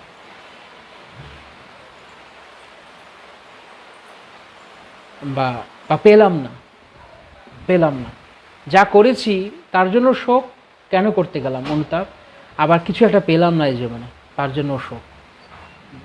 কিন্তু যিনি ভগবত ভক্ত, যিনি ব্রহ্মভূত স্তরে, তিনি কি ন শোচতি ন কাঙ্ক্ষতি। আমি আজকে পড়ছিলাম সকালবেলা শ্লোক প্রভুপাদের একটা আর্টিকেল, যেখানে প্রভুপাদ বলছেন যে ভগবানের ভক্ত, যিনি কৃষ্ণ ভক্ত, তিনি কোনো কিছুর জন্য দুঃখ করেন না। কেন? তার তো কোনো কিছুর অভাবই নেই, তিনি দুঃখ করবেন কিসের জন্য? বোঝা যাচ্ছে? কত চমৎকার কথা, কত সরল, কিন্তু কত গভীর তাৎপর্যপূর্ণ। ভগবানের ভক্তের শোক করার তো কিছুই নেই, কেন? ভগবান ভক্তের সব আছে, তিনি দুঃখ করবেন কিসের জন্য? তো ভগবান ভক্তের কি আছে? ভগবানের ভক্তের ভগবান আছেন। তো যার কৃষ্ণ আছেন তার কাছে সব কিছু আছে। যেমন প্রভুপাদ বলতেন, যার কাছে 10,000 টাকা আছে তার কাছে 5 টাকা আছে, 10 টাকা আছে, 100 টাকা আছে। তো যার কৃষ্ণ আছে তার কাছে সব কিছু আছে। যেমন আমাদের জর্জ হ্যারিসন একজন, উনি যদিও দীক্ষা গ্রহণ করেননি, কিন্তু উনি শিলা প্রভুপাদের অনেক কৃপা প্রাপ্ত ছিলেন, কৃপা আশীর্বাদ প্রাপ্ত ছিলেন। তো তিনি যেমন কৃষ্ণ বইয়ে লিখছেন যে all we need is love, Krishna. আমরা প্রকৃতপক্ষে আমরা যা চাই, আমাদের যা দরকার, আমরা যা চাই না, আমাদের যা দরকার নিড, আমরা নিড এবং ডিম্যান্ড এই দুটোর পার্থক্য বুঝি না। আমাদের সারা জীবন আমরা শুধু ডিমান্ডের পিছনে ছুটছি, চাহিদা চাহিদা, এই চাই ওই চাই, এই চাই ওই চাই, কিন্তু কি প্রয়োজন আমাদের, এই পার্থক্য আমাদের বুঝতে হবে। যে যত বেশি চাওয়ার পিছনে ছুটবে, চাওয়া তাকে তত দুঃখ দিবে, তত তাকে পীড়া দিবে। আর যে যত প্রয়োজন সেই লক্ষ্যে থাকবে, সে তত স্থির থাকবে, সে তত সুখী হবে, কেননা তার প্রয়োজন সেটি। তো সেটি তার সেটি ন্যাচারাল, প্রাকৃতিক, স্বাভাবিক, তার জন্য প্রয়োজনটি। এবং প্রয়োজন আমাদের কাছে আপনা আপনি আসবে। তাই যে প্রয়োজনকে চায় তাকে দুঃখ পেতে হয় না, কিন্তু যে চাহিদাকে চায়, নিজের অশান্ত মানে অনিয়ন্ত্রিত মনকে যে শুধু তুষ্ট করে বেড়ায়, সে সর্বদা দুঃখপূর্ণ থাকবে। কেননা আমাদের মনের খামখেয়ালিপনার তো কোনো শেষ নেই। আজকে এটা চাই, কালকে ওটা চাই, পরশু ওটা চাই, তারপর দিন এটা চাই, তারপর দিন বলি এগুলো কিছুই চাই না, আরেকটা কিছু চাই, তারপরের দিন গিয়ে বলে যা চেয়েছি জীবনে তার সব ভুল। যেমন বলছে না কোনো কবি, যাহা চাই, যাহা পাই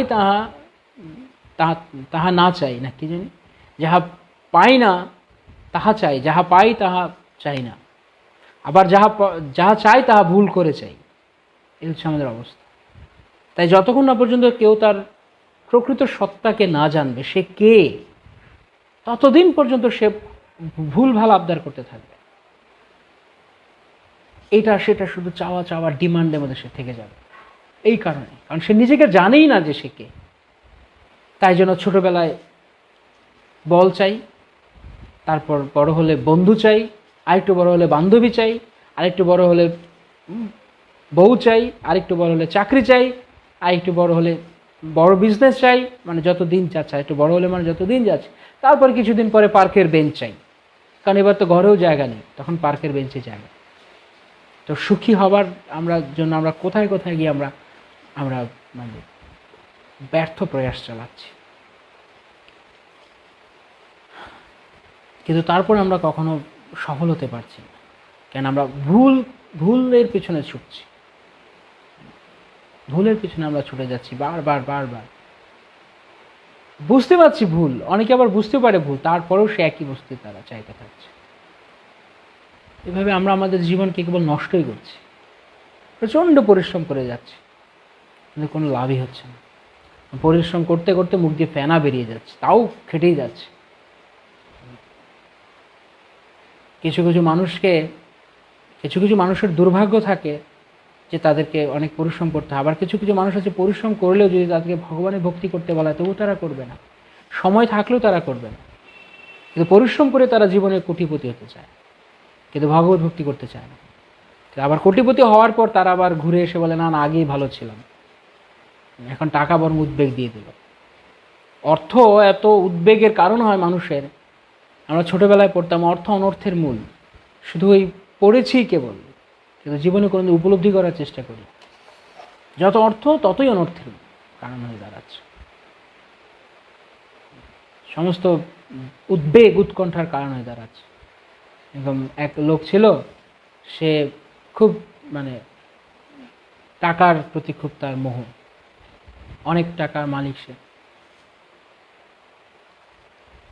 এখন সে তীর্থে যাবে, কিন্তু ঘরে তো প্রচুর পরিমাণ টাকা তার, এই বহু সম্পদ নিয়ে সে কি করে যাবে?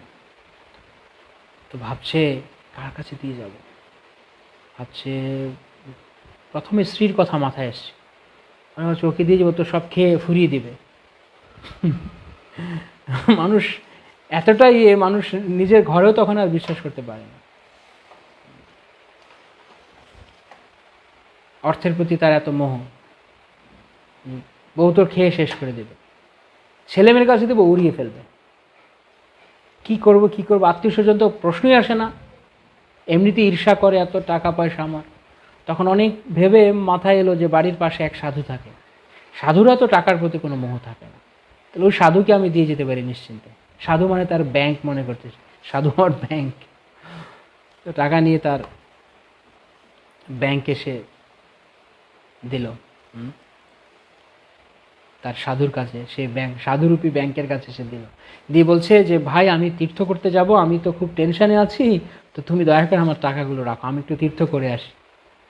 আরে প্রভু আমি কেন, আমাকে কেন এসবের মধ্যে আবার জড়াচ্ছেন? আরে না না না ভাই, আপনার তো ঘরে তো আছে সবাই, ঘরে না না বলো না, কারো কাছে বলো না, কারো বিশ্বাস নেই। এমন লোক কেউ কাউকে বিশ্বাস করতে চায় না, বিশ্বাস করতেও পারে না। কি বিশ্বাস করবে? ইদানিং যা শোনা যায়, একজন আরেকজনকে মেরে কেটে ফেলে দিচ্ছে, কি পরিমাণ হিংসা, হানাহানি, সংঘাত, অবিশ্বাস, পারস্পরিক বিশ্বাসভঙ্গ কি শুরু হয়ে গেছে, কেউ কাউকে বিশ্বাস করতে পারে না। একই ঘরে থেকে একজন মানুষ আরেকজনকে খুন করে রেখে দিচ্ছে। মাঝে মাঝে এমন মানে পিলে চমকানো খবর উঠে যে খুন করে ঘরের স্ল্যাবের নিচে জমিয়ে রেখেছে, বহুদিন পর, কয়েক বছর পর হয়তো তার হাড়গোড় উদ্ধার হয়েছে। কল্পনা করতে পারেন মানুষ কত হিংস্র হয়ে গেছে, কেবল নিজস্ব স্বার্থের জন্য। কি কারণ? কারণ সুখের চরম সীমায় গিয়েও সে যখন শান্তি পায় না, তখন সে মনে করে আমার সুখের পথে যা বিঘ্ন তা আমি শেষ করে দেব। মানুষ ভবিষ্যতের কথা চিন্তা করে না যে কি পাপ প্রতিক্রিয়া তার হতে পারে।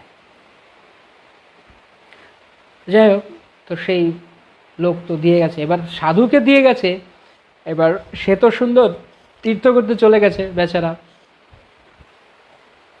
এবার এদিকে এই বেচারা, সাধু বেচারা, সে বিপদে পড়ে গেছে। এবার রাত্রিকালে সে শুয়েছে, আর তার শুধু মাথায় টেনশন, আর এই টাকাগুলো কি হলো। এই এতগুলো টাকা রেখেছে, ঘটি ভর্তি অলংকার, এত টাকা পয়সা, যদি কিছু হয়। তো ঘরে যেখানে রেখেছিল ওটা কাঠের একটা বাক্সের মতো, ওখান থেকে নিয়েছে, না না কেউ নিয়ে যায় তো ওই লোক আমাকে ধরবে, যেভাবে নিয়ে শুয়েছে তাতে ঘুম হয় নাকি। তারপর সে ভাবছে মাটি গর্ত করে রেখেছে, মাটি গর্ত করে ভেজে ঢুকে, তারপর আবার ঘরে একটু ইঁদুর যদি টুকটুক টুকটুক করছে, তাহলে সে ভাবছে আবার যদি কেউ এসে ঘুরে নিয়ে গেল কিনা, কারণ যদি হারিয়ে যায় তাহলে তো তাকে আবার সব ক্ষতিপূরণ দিতে হবে না। এরকম করে মোটামুটি দিন দশেক পার করেছে, আর সে লোক এসে, সে তার এদিকে দিন দশে শুকিয়ে একদম চেহারা এরকম কাঠির মতো হয়ে গেছে। এসে বলছে কি প্রভু আপনার এই অবস্থা কোনো এই কদিনে? বলছে আপনার কারণে আমার এই দশা। আপনার কারণে বলে আপনার টাকা আমাকে এরকম বানিয়েছে, তাড়াতাড়ি নিন আপনার টাকা, আমি পারবো না। তাড়াতাড়ি তাকে দিয়ে আমাকে আজ ঘুমাতে দিন, আমি ঘুমোতে পাইনি এই কদিন শান্তিতে। এই হচ্ছে অবস্থা, সত্যিকার অর্থে তাই, বাস্তবতা। আমি আমার নিজের চোখে দেখা, খুব ক্লোজ কেউ, ভক্তদের মধ্যেই বলছি, প্রচণ্ড টাকার মানে প্রতি আসক্ত, সারাক্ষণ এরকম করে, শুধু বসে আছে চিন্তা করে।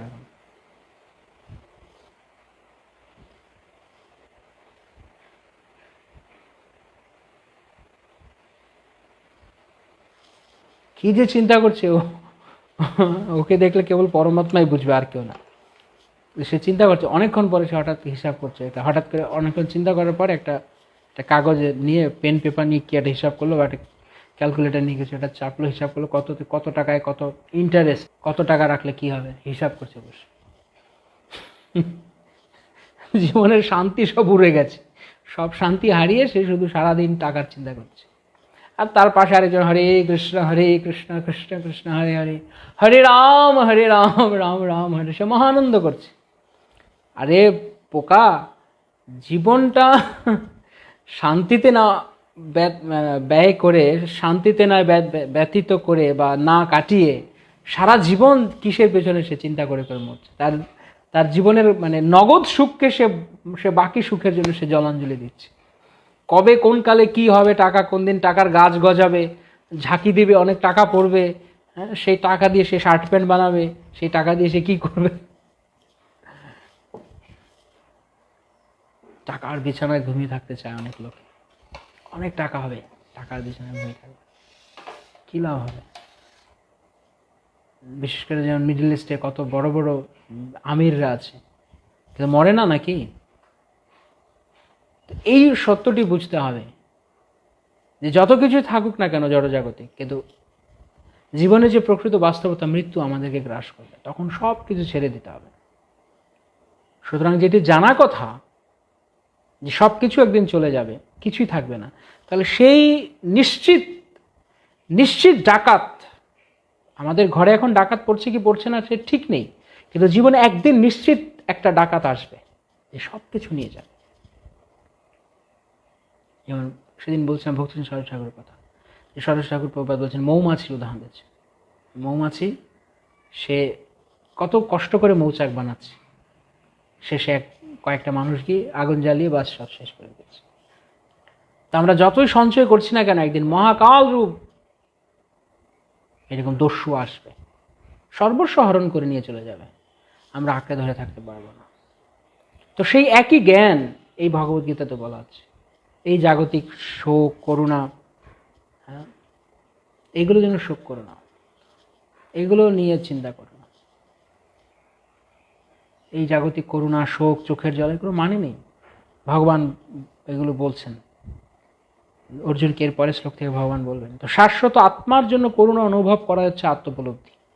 এই শ্লোকে মধুসূদন শব্দটি অত্যন্ত তাৎপর্যপূর্ণ, কারণ শ্রীকৃষ্ণ মধু নামক দৈত্যকে হত্যা করেছিলেন এবং অর্জুন চাইছেন অজ্ঞতারূপ যে দৈত্য তাকে তার কর্তব্য কর্ম থেকে বিরত রেখেছে তাকেও ভগবান শ্রীকৃষ্ণ হত্যা করলেন। ঠিক যেভাবে ভগবান মধুসূদনকে হত্যা করেছেন, অর্জুন চাইছেন যে ভগবান আমার হৃদয়ে যেই হতাশা, যেই কিংকর্তব্য বিমূঢ়তা নামক যেই অসুর মাথাচাড়া দিয়ে উঠেছে, ভগবান তাকে হত্যা করলেন। শিল প্রভুপাদ তাৎপর্য বলছে, যে মানুষ ডুবে যাচ্ছে তার পরনের কাপড়ের প্রতি প্রদর্শন করাটা হচ্ছে নিতান্তই অর্থহীন। তেমনি যে মানুষ ভবসমুদ্র পতিত হয়ে হাবুডুবু খাচ্ছে, তার বাইরের আবরণ জড় দেহটিকে উদ্ধার করলে তাকে উদ্ধার করা হয় না। এই কথা যে জানে না এবং যে জড় দেহটির জন্য শোক করে তাকে বলা হয় শূদ্র, অর্থাৎ যে অনর্থক শোক করে। শূদ্র শব্দের ব্যুৎপত্তিগত অর্থ, যে অনর্থক শোক করে তা শূদ্র। তাহলে আমরা কি কলিযুগে সবাই, এই জন্য বলা আছে কলৌ শূদ্র সম্ভবা। যে জলে ডুবে যাওয়া মানুষকে উদ্ধার না করে তার দেহটিকে উদ্ধারের চেষ্টা করে, সে যেই কথা জানে না এবং জড়দেহের শোক করে সে শূদ্র। তাহলে আমরাও শূদ্র, আমরা যদি শোক করি। এবং যারা তথাকথিত ধর্ম প্রচার করে যে দেহের যত্ন করো, দেহের প্রেম করো, দেহকে এই জড়দেহকে এই জীবদেহকে প্রেম করলে তোমার ঈশ্বরের প্রেম হয়ে যাবে, তারা ওই ধরনের শূদ্র। কারণ তারা কেবল দেহর যত্ন করতে জানে, তার আত্মার প্রকৃতির যত্ন জানে না, যা আমাদেরকে শিল প্রভুপাদ দিয়েছেন।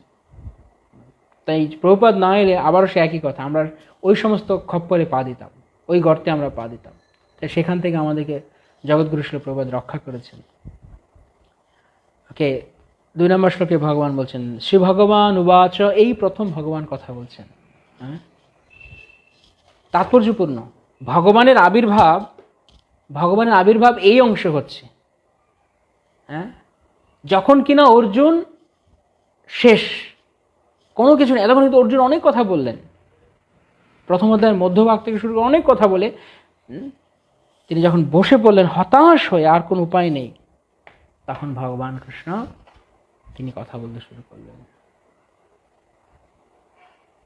অর্জুন মহাভাগ্যবান ছিলেন যে তিনি হতাশ হয়ে পড়ে তিনি কিংকর্তব্য বিমূঢ় হয়েছেন। আমরা তো তাও হই না, বা আমরা যদি হইও অনেক সময়, জগতের লোক অনেক সময় অনেক নাটক দেখায়, নাটক বোঝেন, নাটক দেখায় মানে অ্যাক্টিং করে, অভিনয় করে, ভিতরে কিন্তু কিচ্ছু নেই, কোনো সিদ্ধান্ত নেওয়ার কোনো ক্ষমতা নেই বা কিছু নেই, বা অনেক দুঃখে আছে, উপর দিয়ে নিজেকে কত সুখী সে দেখানোর চেষ্টা করছে, খালি উপর দিয়ে মানে ফাঁকা বুলেটের আওয়াজ হয় না, ফাঁকা মাঠে যদি কেউ গুলি চালা, আকাশে যদি গুলি চালা, সেরকম আর কি। আরে কিছু হয়নি, সব ঠিক আছে, fine, everything will be fine, nice, মানে বেকার কথা, যে কথার কোনো মানে নেই, যে সান্ত্বনার কোনো ভিত্তি নেই। ভগবান অর্জুনকে এখন যে সান্ত্বনা দিতে যাচ্ছেন তার ভিত্তি রয়েছে, কিন্তু এই জগতের সান্ত্বনা ভিত্তিহীন সান্ত্বনা। কিরকম সান্ত্বনা? কেউ মরে গেছে, তাকে সান্ত্বনা দিচ্ছে, আরে তুমি কান্না করছো কেন, কান্না করে কী লাভ হবে, এত কান্না করো, সব ঠিক হয়ে যাবে, সব ঠিক আছে, কোনো কিছু হয়নি।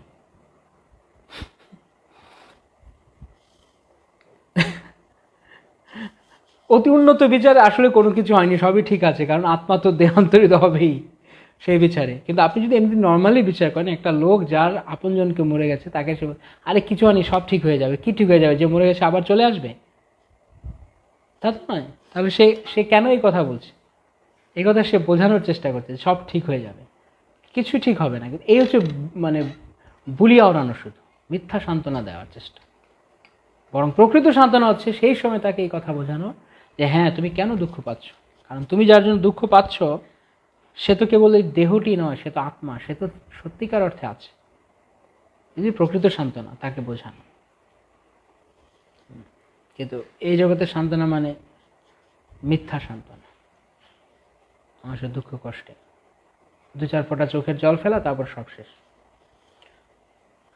তো ভগবান তিনি এই রকম অবস্থানে যখন আমরা উঠে যাই, চলে যাই, তখন তিনি চলে আসেন। তাই আমাদেরকে মিথ্যা নাটক করার দরকার নেই। আমি দুঃখী তো দুঃখী, তো ভগবানের কাছেই হাত জোর করি। কিন্তু কিছু মূর্খ লোক রয়েছে যারা এরকম অবস্থাতেও জীবনে চরম বিপদের সময় তারা ভগবানের কাছে গিয়ে হাত জোর করতে পারে। প্রেস্টিজ ইস্যু না তাদের জন্য, না মর্যাদার ব্যাপার, আত্মমর্যাদা, যে আমি কারো কাছে হাত পাচ্ছি। জীবন অনেক দুঃখে রয়েছে, অনেকে আছে যারা অকুল পাথারে পড়ে গেছে, আকুল হয়ে তারা মন্দিরে আসে, তারা ভগবানের কাছে কান্না করে।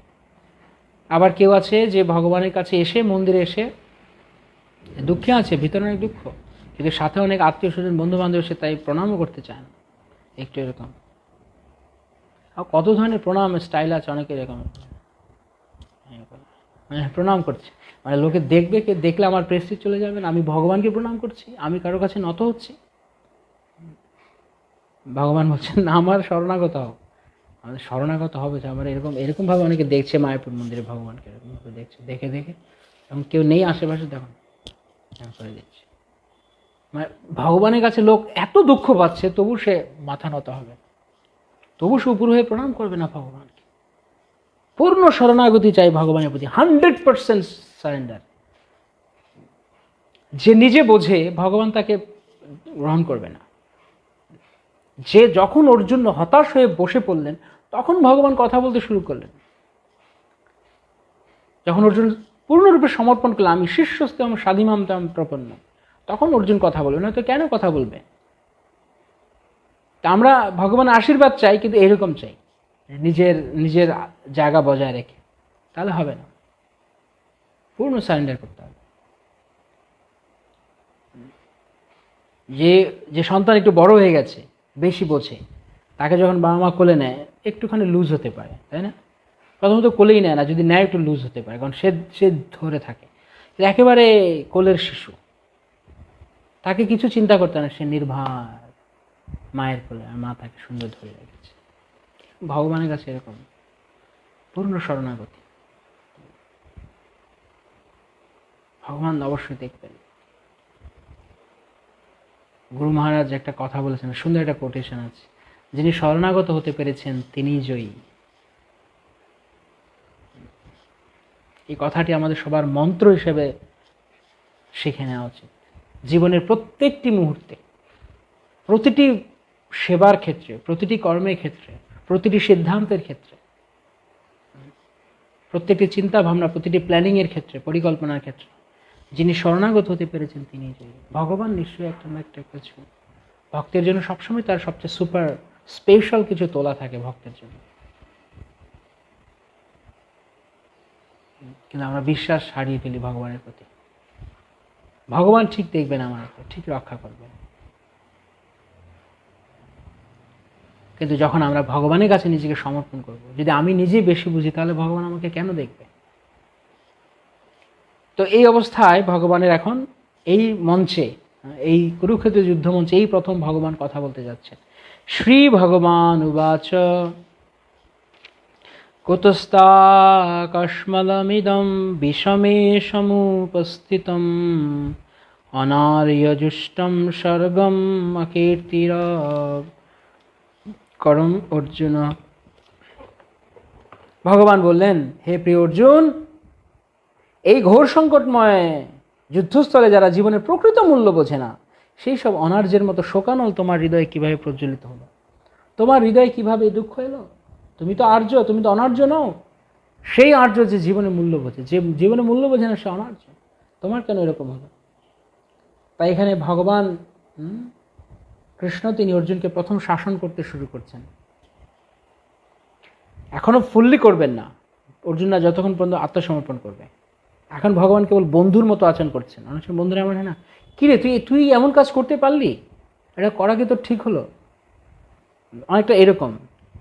এটা কিভাবে উদয় হলো? ভগবান এখনো প্রশ্ন করছেন, কিভাবে প্রজ্বলিত হলো তোমার ভিতরে শোকানো? এখনো তিনি পুরোপুরি উপদেশ দেওয়া শুরু করছেন না, কারণ এখনো ওয়েট করছেন। কারণ অর্জুন এখনো ফর্মালি আনুষ্ঠানিকভাবে ভগবানকে গুরু হিসেবে গ্রহণ করেননি। এখনো তিনি বন্ধুর মতো ভাবে আছেন। হে কৃষ্ণ, হে মধুসূদন, আমাকে বোঝাও আমি কি করব।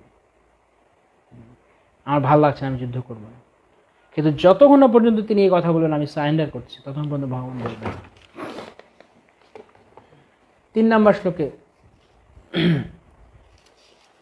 এই শ্লোকের তাৎপর্য খুব গুরুত্বপূর্ণ, এখানে আপনারা পড়বেন। ভগবান সম্পর্কে শ্রীল প্রভুপাদ ব্যাখ্যা করেছেন। ভগবানকে ব্রহ্মেতি পরমাত্মেতি ভগবান ইতি শব্দতি। ব্রহ্মের কীরকম? ব্রহ্ম ভগবানের দেহ নির্গত রশ্মি ছটা, পরমাত্মা ভগবানের হৃদয়ে অবস্থানগত যে রূপ চতুর্ভুজ বিষ্ণুমূর্তি, এবং ব্রহ্ম এবং ভগবান হচ্ছেন দ্বিভুজ শ্যামসুন্দর ভগবান। এবং আর্যের কথা বলা হচ্ছে। তাৎপর্যের শেষ শ্লোকে শ্রীল প্রভুপাদ বলছেন, আত্মীয় স্বজনের প্রতি অর্জুনের এই তথাকথিত সহানুভূতিকে ভগবান শ্রীকৃষ্ণ অনুমোদন করেন। আমরা এরকম অনেক সময় হয়ে যাই, কিন্তু তথাকথিত সহানুভূতি দেখানোর চেষ্টা করি নিজের কর্তব্য ভুলে গিয়ে। যেমন এর আগে আমরা আলোচনা করছিলাম, ভগবান ভীষ্ম দ্রোণ সবার মাঝখানে এনে রথ দাঁড় করিয়ে দিচ্ছেন। দেখো তোমার সঙ্গে কারা যুদ্ধ করতে এসে, তুমি কেন এদেরকে দেখতে চাচ্ছ? এরা তোমার আত্মীয় হয়ে তোমার বিরুদ্ধে দাঁড়িয়েছে যুদ্ধ করতে, আর তুমি ক্লৈবত্যের বশবর্তী হয়ে, তুমি ক্লৈবত্যের বশবর্তী, তুমি চুপচাপ বসে আছো কেন?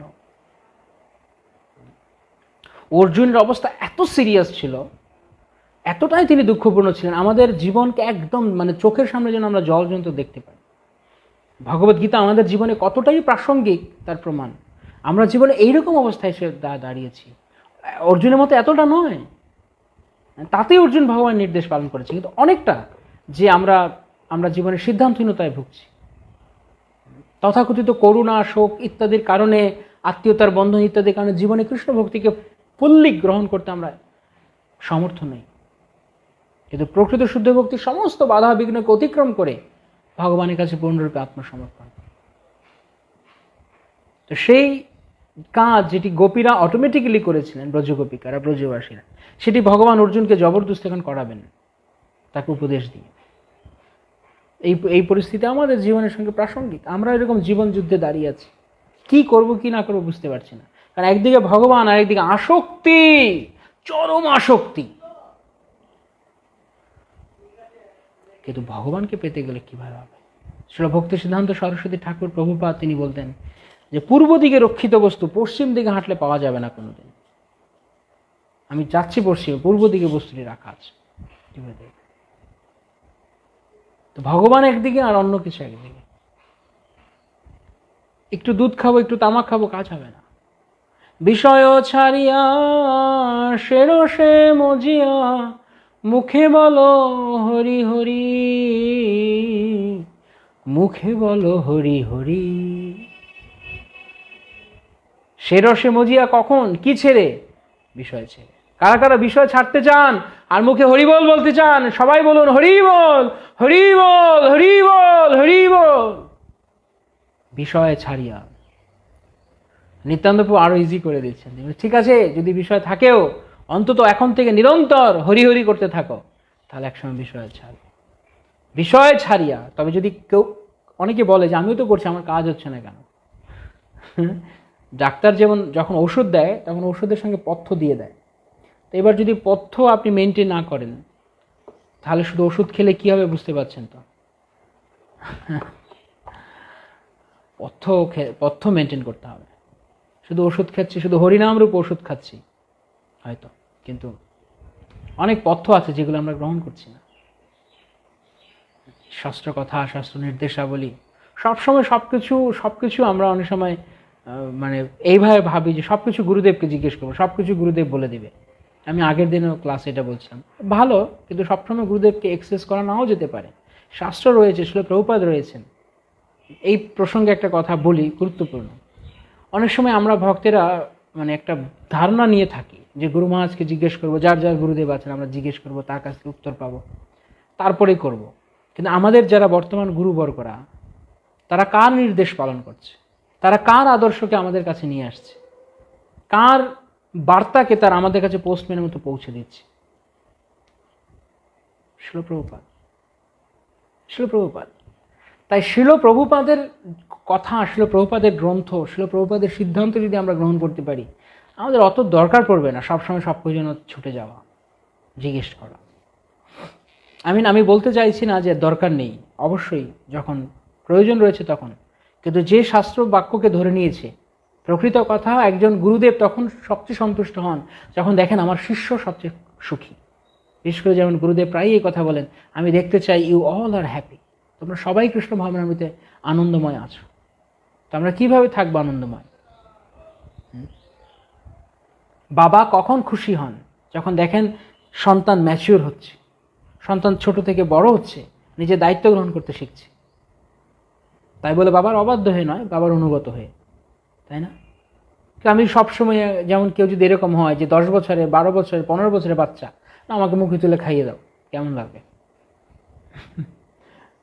এটা নয়। তা আমাদের তো সিদ্ধান্ত রয়েছে, শিল প্রভুপাদ আমাদেরকে দিয়েছেন। আমাদের সমস্যা আছে, আমি আগের দিনে বলছি, আমাদের একটা মহামারী রয়েছে, আমাদের মধ্যে একটা করোনা ভাইরাস রয়েছে, আমাদের মধ্যে একটা প্যান্ডেমিক রয়েছে। সেই প্যান্ডেমিক হচ্ছে আমরা প্রভুপাদের গ্রন্থ পড়ি না, এবং যে কারণে যে গ্রন্থ পড়ে না তার স্পর্শে যে আসে সেও এই ভাইরাসের দ্বারা আক্রান্ত হয়, সংক্রামিত হয়। ও বই পড়ে না, আমিও বই পড়বো না। There are lots of people in ISKCON অথবা উইদাউট ISKCON, এমনিতে যারা ভক্তিতে আসছি আমরা আমাদের মধ্যে বলছি, প্রচুর সংখ্যক ভক্ত অনেক কিছু করে, প্রচুর সেবা করে, প্রচুর পরিমাণ সেবা করে, গ্রন্থ বিতরণ হয়তো করে, কীর্তনে অনেক কীর্তন করে, অনেক ফেমাস, তারা অনেক বিরাট ব্যান্ড পার্টি বা এই সে অনেক কিছু, but they don't read books. But Prabhupada স্পষ্ট বলেছেন, if you don't read my books daily, one day you will fall down. Simple কথা, সরলভাবে প্রভুপাদ বলে দিয়েছে। কারণ প্রভুপাদের গ্রন্থে যে শক্তি রয়েছে, আমরা যদি তা না গ্রহণ করি, আমরা কোথা থেকে? এটা আমরা মনে করছি আমি অনেক কিছু করছি, এত সেবা করছি। You can't replace starting Prabhupada's books with anything else. কোনো কিছুর দ্বারা আপনি প্রভুপাদের গ্রন্থ পড়াকে আপনি বিকল্প ভাবতে পারেন যে এত সহ্য, এত এত এত সেবা করছি, এত কিছু করছি। না, প্রভুপাদের গ্রন্থ পড়তে হয়।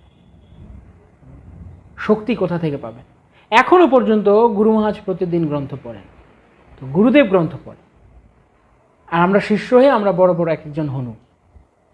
আমরা গ্রন্থ পড়বো না, শুধু বেকার গিয়ে শুধু প্রশ্ন করবো, কতগুলো প্রশ্ন করে দিলাম। প্রভুপাদের বই আমরা পড়ছি, প্রভুপাদের হেন কোনো প্রশ্নের উত্তর নেই যা প্রভুপাদ দিয়ে যায়নি। গত পরশুদিন আমি একজন ভক্তের ইউকে থেকে একজন ভক্তের ইনিশিয়েশন ইন্টারভিউ করছিলাম। একটা কথা আমার খুব ভালো লেগেছে ওনার। উনি বলছেন যে Prabhu, I am in love with Bhagavad Gita, I am in love with Bhagavad Gita. উনি বলছেন, I am sorry to say this word, but I am in love with Bhagavad Gita. কেন? এমন কিছু নেই যা প্রভুপাদ ভগবত গীতা দিয়ে যান। জীবনের সিদ্ধান্ত গ্রহণ করার কি করতে হবে তা সব কিছু প্রভুপাদ দিয়ে গেছেন। কিন্তু আমাদের তো সমস্যা আছে, আমরা গ্রন্থ শেলফে বন্ধ করে রাখছি। মন্দিরে যাচ্ছি, অনেকের একটা শখ থাকে, মানে শোকেস সাজানো, বই নিয়ে আসবে, কিনে আনবে, রেখে থেকে দিল, বাস, পড়ার নাম নেই। তো এত বেশি খাওয়া উচিত নয়। বেশি খেলে বদহজম হতে পারে, অজীর্ণ হতে পারে। তার চেয়ে বরং বেসিক যা খেলে শরীর পুষ্ট থাকবে, শরীরের পুষ্টির কথা চিন্তা করতে হবে। বহুত কিছু পড়ে হলো, তারপরে পড়ে কী হবে? যেমন সনাতন গোস্বামী বলছেন, বহু গ্রন্থ অভ্যাস করলে অনেক সময় নাস্তিক হয়ে যাওয়ার সম্ভাবনা থাকে। কারণ শাস্ত্র এত মানে ঘোর পেঁচালো আছে না, অনেক সময় আপনি মানে বিভ্রান্ত হয়ে আপনি ভগবানই নেই এরকম একটা মনোভাব হয়ে যাবে। শাস্ত্র এতই আছে। তো সেই সমস্ত শাস্ত্রকে আমরা কত ভাগ্যবান, শিল প্রভুপাদ তার নির্যাস করেছেন, নির্যাস করে তিনি আমাদের কাছে তা দিয়েছেন। তা আমরা যদি তা না পড়ি গ্রন্থ, আমরা কিভাবে এগিয়ে যাব? কিভাবে আমরা ভক্তিতে বড় হব?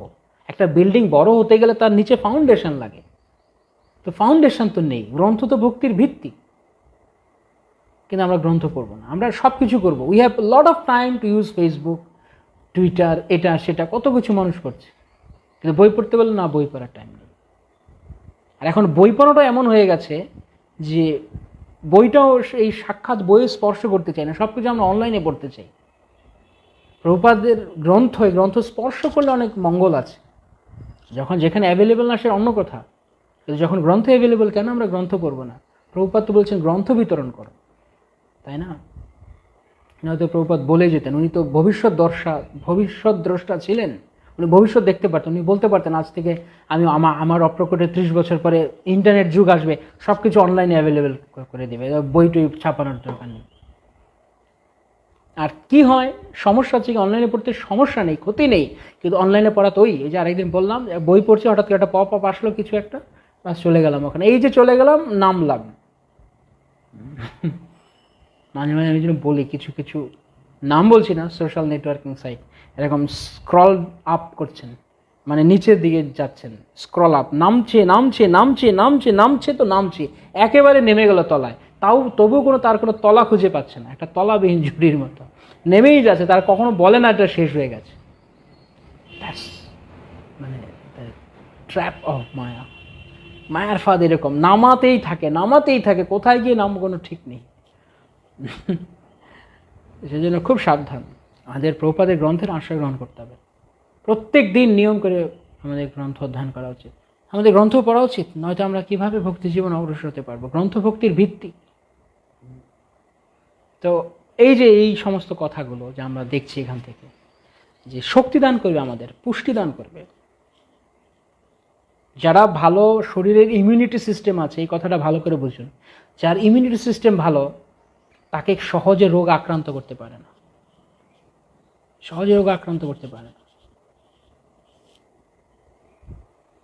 ঠিক যেমন করোনার কথা অনেকে বলছে, যারা ইয়াং এজ ইউজুয়ালি, তারা যেমন মানে প্রিভেন্টিভ পাওয়ার আছে, তাদের প্রতিরোধ করার ক্ষমতা আছে। তো প্রভুপাদের গ্রন্থ হচ্ছে এক ধরনের অ্যান্টিবডি।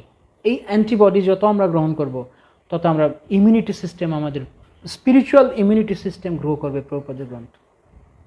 তখন মায়া সহজে আমাদের কিছু করতে পারবে না।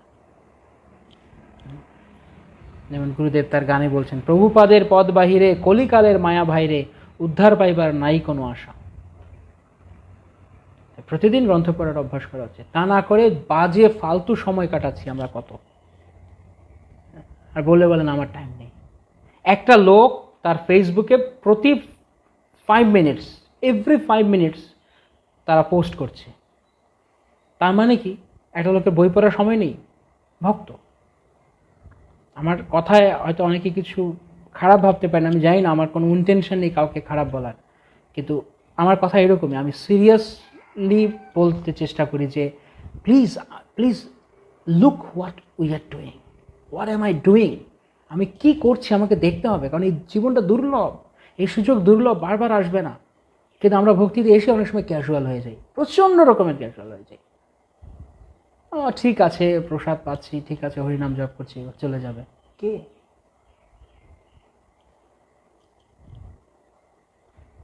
এটা কোন ধরনের কথা হলো? তো ঔষধ খাচ্ছি, হরিনাম রূপ ঔষধ চলছে, কিন্তু পথ্য নেই, কাজ করবে নাকি? ঔষধ দিয়ে ডাক্তার বলে দিচ্ছে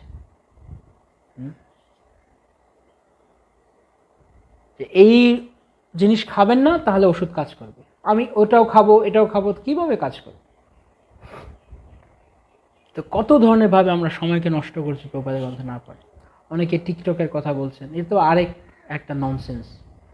ভক্তরাও দেখছি এখন টিকটকে তাদের ভিডিও তৈরি করে তারা দিচ্ছে, সাচ এ ননসেন্স। মানে মানুষ এখন এতটাই নেমে গেছে, এগুলো সত্যিকার অর্থে ঠিক আমাদের বৈদিক সংস্কৃতিকে, আমাদের ভারতীয় যে সংস্কৃতি রয়েছে, যে অনাদিকাল ধরে যে প্রবহমান সংস্কৃতি চলে আসছে আমাদের জন্য, সেটিকে নষ্ট করার জন্য বাইরের শত্রুদের এটি একটি পরিকল্পনা, আর কিছুই না। এই টিকটক এইসব কিছু দিয়ে মানুষকে কত নামিয়ে দেওয়া যায়। মানুষের একটা টিকটক ভিডিও বানাতে গেলেও তো মানুষের টাইম লাগে না, সেই টাইমটা তারা পায় কোথায়? কিন্তু ওই মানে বেকার কাজ করছে। আর তারপর যখন মায়ের লাথি খাবে তখন চোখ দিয়ে জল ফেলবে,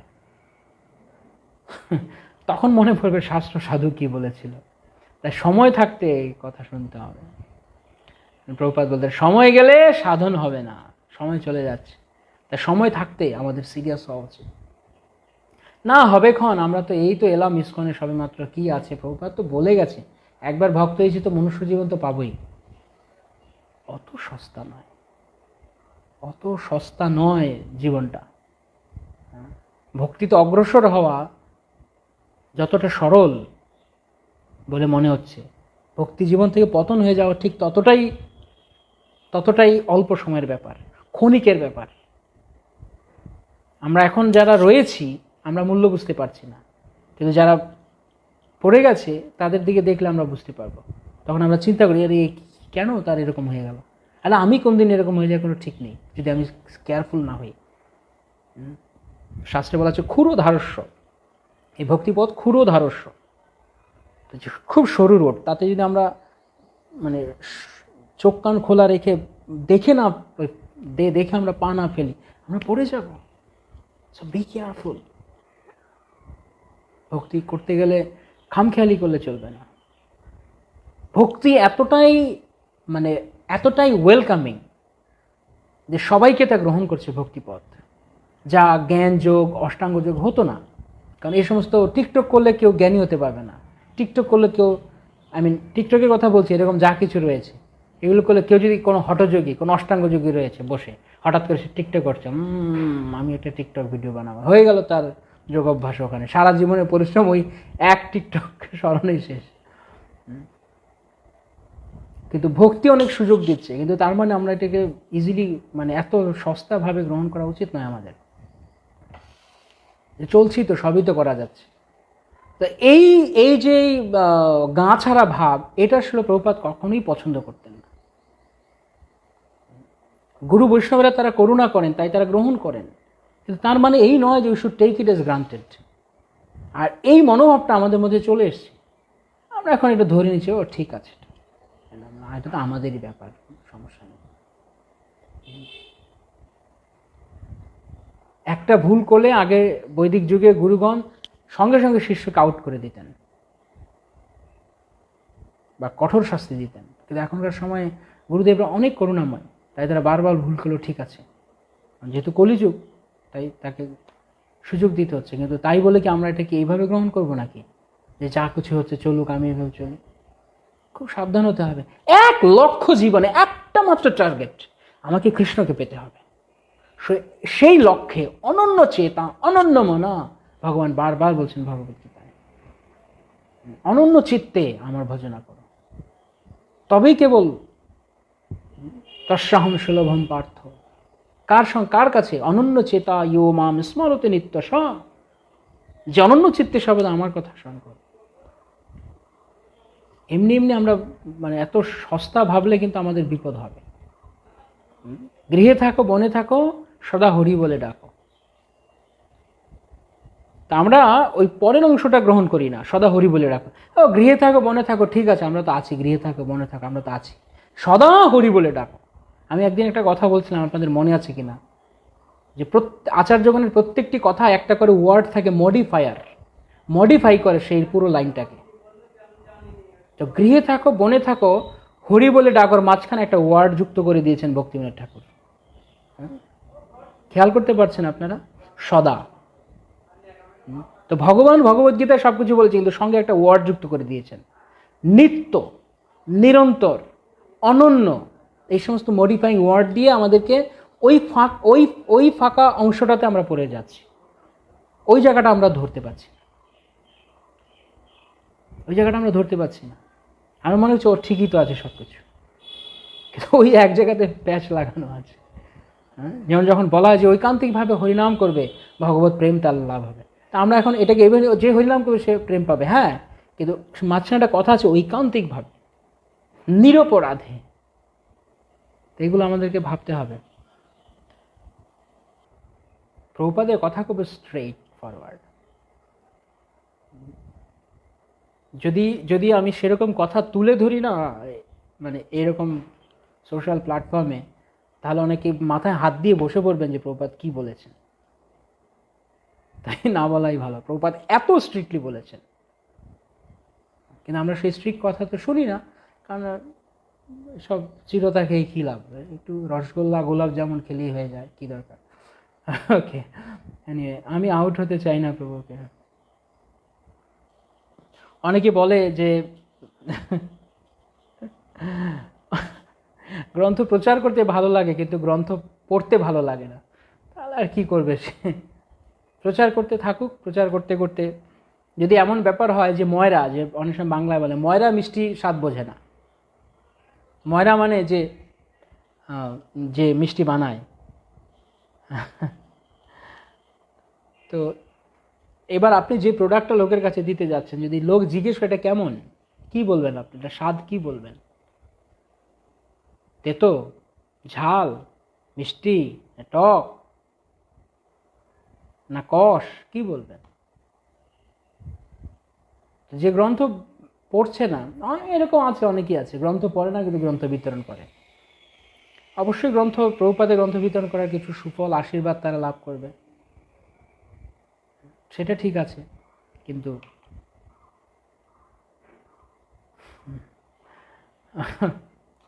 যে কথা একটু আগে বললাম, বেশি কড়া বললে তখন মাথায় হাত দিয়ে বসে পড়তে হবে। প্রভু প্লিজ বলুন। না না না না, বলা যাবে না, অনেক কড়া কড়া কথা আছে। ওকে, প্রভু পূর্ণ শরণাগতি কাকে বলে, আর গৃহস্থরা কিভাবে পূর্ণ শরণাগতি হতে পারে এই কলিযুগে?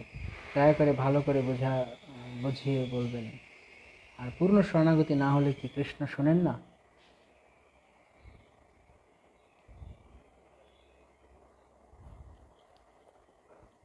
যেমন আমরা গত কয়েকদিন আগে বলছিলাম না, যে সন্তান, বাচ্চা ডাকছে মা মা মা, মা আসছে এসে একটা খেলনা দিয়ে চলে যাচ্ছে। তো মা কি শুনলো ডাক? নাকি শুনলো না? সুভাষ সরকার বাবু শুনলো? মা ডাক শুনেছে, কিন্তু খেলনা দিয়ে চলে গেছে, ও খেলছে। হ্যাঁ, কি বলছে? কড়া কথা বলুন, আর কোথায় শুনবো, বিচার গতি নেই। বেশি বেশি নিম পাতা ভালো না, তখন ঠান্ডা লাগে। অনেক সময় নিম পাতা বেশি গেলে ঠান্ডা লাগে। যেটি বলছিলাম, যে মা ডাকছে, মা শুনছে, কিন্তু এসে আপনার হাতে খেলনা দিয়ে চলে যাবে, কি হবে? আমি মা ডাকছি, মা আসলো, এসে আমাকে একটা কিছু দিয়ে চলে গেল, আবার মা মা মা আবার আসলো, এসে বলে কি হয়েছে? খিদে লেগেছে। ও আচ্ছা আচ্ছা, খেতে দিয়ে চলে গেল। কিন্তু বলছে মা মা মা, কি হয়েছে? মা এসে এটা দিচ্ছে, ওটা দিচ্ছে, খেলনা দিচ্ছে, ঝুনঝুনি বাজাচ্ছে বাচ্চাকে। না না না, ও বোঝাচ্ছে যে আমাকে কোলে নাও, কোলে নাও। তো ভগবান সবার প্রার্থনাই গ্রহণ করেন, কিন্তু যিনি সরঙ্গ শরণাগত যার হয়েছে, সরঙ্গ শরণাগতি যার হয়েছে, সরঙ্গ শরণাগতি হইবে যাহার, তাহার প্রার্থনা শুনে শ্রী নন্দকুমার। সে তো নন্দকুমার, ভগবান কৃষ্ণ তার প্রার্থনাকে মানে অত্যন্ত গভীরভাবে গ্রহণ করেন। আর এখানে একটা বিষয় বোঝার আছে, যে যে যে শরণাগত ভক্ত, আপনি বলছেন যার পূর্ণ সারেন্ডার হয়েছে, তার কথা ছাড়া ভগবান শুনবে না? শুনবে না কেন? কারণ যার পূর্ণ শরণাগতি হয়নি, সে চাইবে এটা সেটা। যেমন আমি বললাম, সে সন্তান কেন কান্না করছে, কেন ডাকছে মাকে, সে অন্য কিছু চায়, মা দিয়ে গেল, ও ঠান্ডা। কিন্তু যিনি পূর্ণ শরণাগত, তিনি জানেন, তার মাঝখানে এই বিশ্বাস যে মা রবি রাখ হবি জয়িচ্ছা তোহারা, নিত্য দাস প্রতি তুয়া অধিকার। তাই তার কান্নার কারণ অন্যরকম। তিনি জানেন যে ভগবান তো আছেন, ভগবান তো দেখবেন। তাই প্রকৃতপক্ষে পূর্ণ শরণাগত ভক্ত কিছুই চান না, কিছুই চান না। যেটি শিল প্রভুপাদ আমাদেরকে বলে গেছেন, যে সিম্পলি সেবা করে যাও, কোনো কিছু ডিজায়ার করো না ভগবানের কাছে, কিছুই প্রার্থনা করো না। অনেক সময় সেবার জন্য প্রার্থনা করে, সে ঠিক আছে হতো, কিন্তু যদি তা নাও করে কোনো বাসনা, সে কেবল সেবা করে যাও, কেবল কায় মনোবাক্যে ভক্তি করে যাও, সব কিছু ভগবান দেখবে, কারণ ভগবান সেখানে রয়েছেন আমাদের দেখার জন্য। তো সেই বিশ্বাসটি আমাদের থাকতে হবে। ওকে,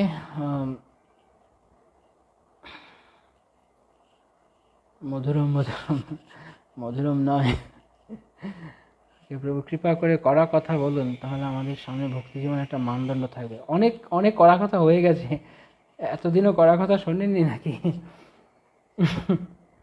প্রভু যে লেখাপড়া জানে না তার কি কি গতি হবে? সে তো ভালো, সে তো ভগবানের কাছে চলে গেল।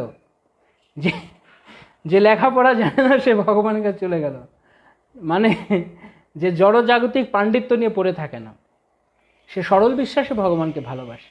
মা বাচ্চাকে বলছে যা যা বনে যা, বনে যখন স্কুলে যাবি, মধুসূদনকে সুভগ মহারাজ এই গল্প বলছিলেন, হ্যাঁ, স্কুলে যাওয়ার সময় ভয় পাস কেন একা? বলছে মা বনপথ দিয়ে যেতে হয় তো, যে কিচ্ছু হবে না, তো বন্ধু আছে না, মধুসূদন ডাকবি, মধুসূদন মধুসূদন ডাকবি, মধুসূদন চলে আসবে। তখন বাচ্চা বনপথ যা যায়, মধুসূদন মধুসূদন, ও বন্ধু মধুসূদন, মধুসূদন কোথায় আছো? মা বলেছে তুমি আসবে, আমার সঙ্গে যাবে। বাস মধুসূদন চলে এসছে। মধুসূদন এসছে আর দুজন একসঙ্গে হাঁটছে। মধুসূদন সে বাচ্চাকে জিজ্ঞেস করছে যে কি আজকে কি দিয়ে খেলে? বলছে মা যা সুন্দর রান্না করেছে না, ওহ দারুণ, তুমি খাবে? বলছে আমার জন্য নিয়ে এসো, কালকে মা কি কি তোমার জন্য বানিয়েছে। তো তোমার স্কুলে তুমি কেমন পড়াশোনা করছো? আমিও তো পড়েছি, আমার গুরুদেব স্কুলে আমিও পড়েছি, আমার গুরুদেবের নাম শান্তিপুনি মুনি, আমিও পড়েছি। তো দুজন এভাবে গল্প করতে করতে আমি কি পড়েছি তুমি কি পড়ছো এসব আলাপ করতে করতে বাস তারা স্কুলে চলে যাচ্ছে। হ্যাঁ,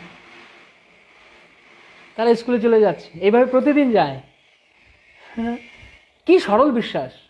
কেননা ছোট্ট ছেলে, অত বেশি জ্ঞানের বাহাদুরি নেই। তো যার সরল বিশ্বাস রয়েছে, করুণাময় গোপাল কৃষ্ণ প্রভু, যার বিদ্যাবুদ্ধি নেই, জড়জাগতিক পড়াশোনা, দ্যাট ডাজন্ট ম্যাটার, কোনো বিষয়ই না ভক্তি জীবনে যার পড়াশোনা নেই। কৃষ্ণকে ভালোবাসতে, কাউকে ভালোবাসতে গেলে পড়াশোনা লাগে? কি মনে হয় আপনাদের? কাউকে প্রেম করেন, কাউকে ভালোবাসেন, কি দিয়ে ভালোবাসেন? জ্ঞান দিয়ে, বইয়ের পড়া দিয়ে না, সিম্পলি তাকে জানতে হবে এবং তাকে ভালোবাসতে হবে। তো ভগবানকে তো শুনে জানা যায়। ভগবত ভক্তি এত সরল করা, কেবল শ্রবণম মঙ্গলম, তো শুনলেই মঙ্গল।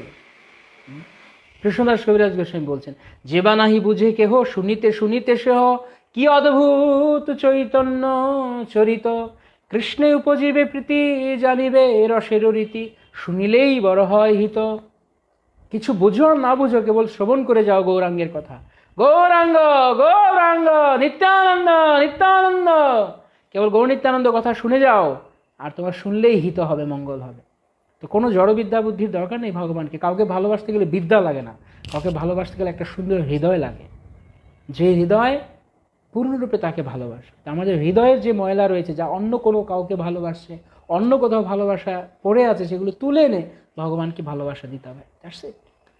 তাহলে আমরা ভগবানকে ভালোবাসি। কড়া কথা ছাড়া শুদ্ধ হতে পারবো না। তাহলে বোঝা যাচ্ছে অনেকেই নিম পাতা খেতে চাচ্ছে, হ্যাঁ, অনেকেই কড়া কথা পছন্দ করে।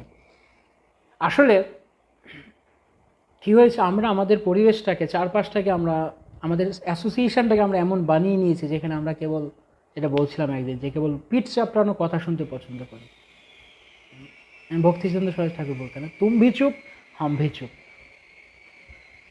এভাবে ভক্তিতে অগ্রসর হওয়া যাবে না। ভক্তিতে অগ্রসর হতে গেলে ভগবান যদি তুমি চুপ হতো, হাম্বি চুপ হতো, তাহলে অর্জুনও চুপ করে বসে থাকতেন, কৃষ্ণ চুপ করে বসে থাকতেন। কৃষ্ণ বলছে না, মূর্খ, তুমি প্রাজ্ঞের মতো কথা বলছো, তুমি একটা অজ্ঞের মতো আচরণ করছো, শাসন করছেন। তো প্রকৃতপক্ষে শাস্ত্র আমাদেরকে সেটি দিচ্ছে, প্রভুপাদ আমাদের সেটি দিচ্ছেন। তো কড়া কথা হয়তো মনে হচ্ছে যেন কড়া কথা, কিন্তু এই কথা কি শাস্ত্রে নেই? যে কথাগুলো আমি মুখ দিয়ে বলছি, কিন্তু সব প্রভুপাদের কথা, আমি তো কিছু বানিয়ে বলছি না। গ্রন্থ যা বলছি শুধু মুখ দিয়ে তা উচ্চারণ করছি, কিন্তু কথাগুলো তো আরেকজনের, ওনার তো আরেকজন, আমি কেবল কর্মী মাত্র, মানে কেবল ডেলিভারি ম্যানের মতো কাজ করছি। কিন্তু যিনি কথার উৎস ভগবান, কৃষ্ণ কথা মানে ভগবানের প্রপার্টি। কৃষ্ণ কথা কার প্রপার্টি? আমার নয়, ভগবানের প্রপার্টি। প্রভুপাদ যা বলেছেন, তো সেই কথাগুলো, তাহলে আমরা গ্রন্থ থেকেও কেন সেটি গ্রহণ করি না? কেন আমার কথা সেটাই ছিল একদিন, যে কেন আমাদেরকে সবসময় পিছনে কাউকে পিছনে আমাকে ধাক্কা দিতে হবে? কেন আমরা সেই ইমার্জেন্সি জ্যাকেটটা পরছি না? কৃষ্ণ ভাবনামৃতে সেই মানে ইমার্জেন্সি মুডটা কেন আমাদের মধ্যে আনছি না? তাহলে নিজেরাই বুঝতে পারি, প্রতি গ্রন্থে পড়লে সুন্দর সহজ ভাষায় আছে।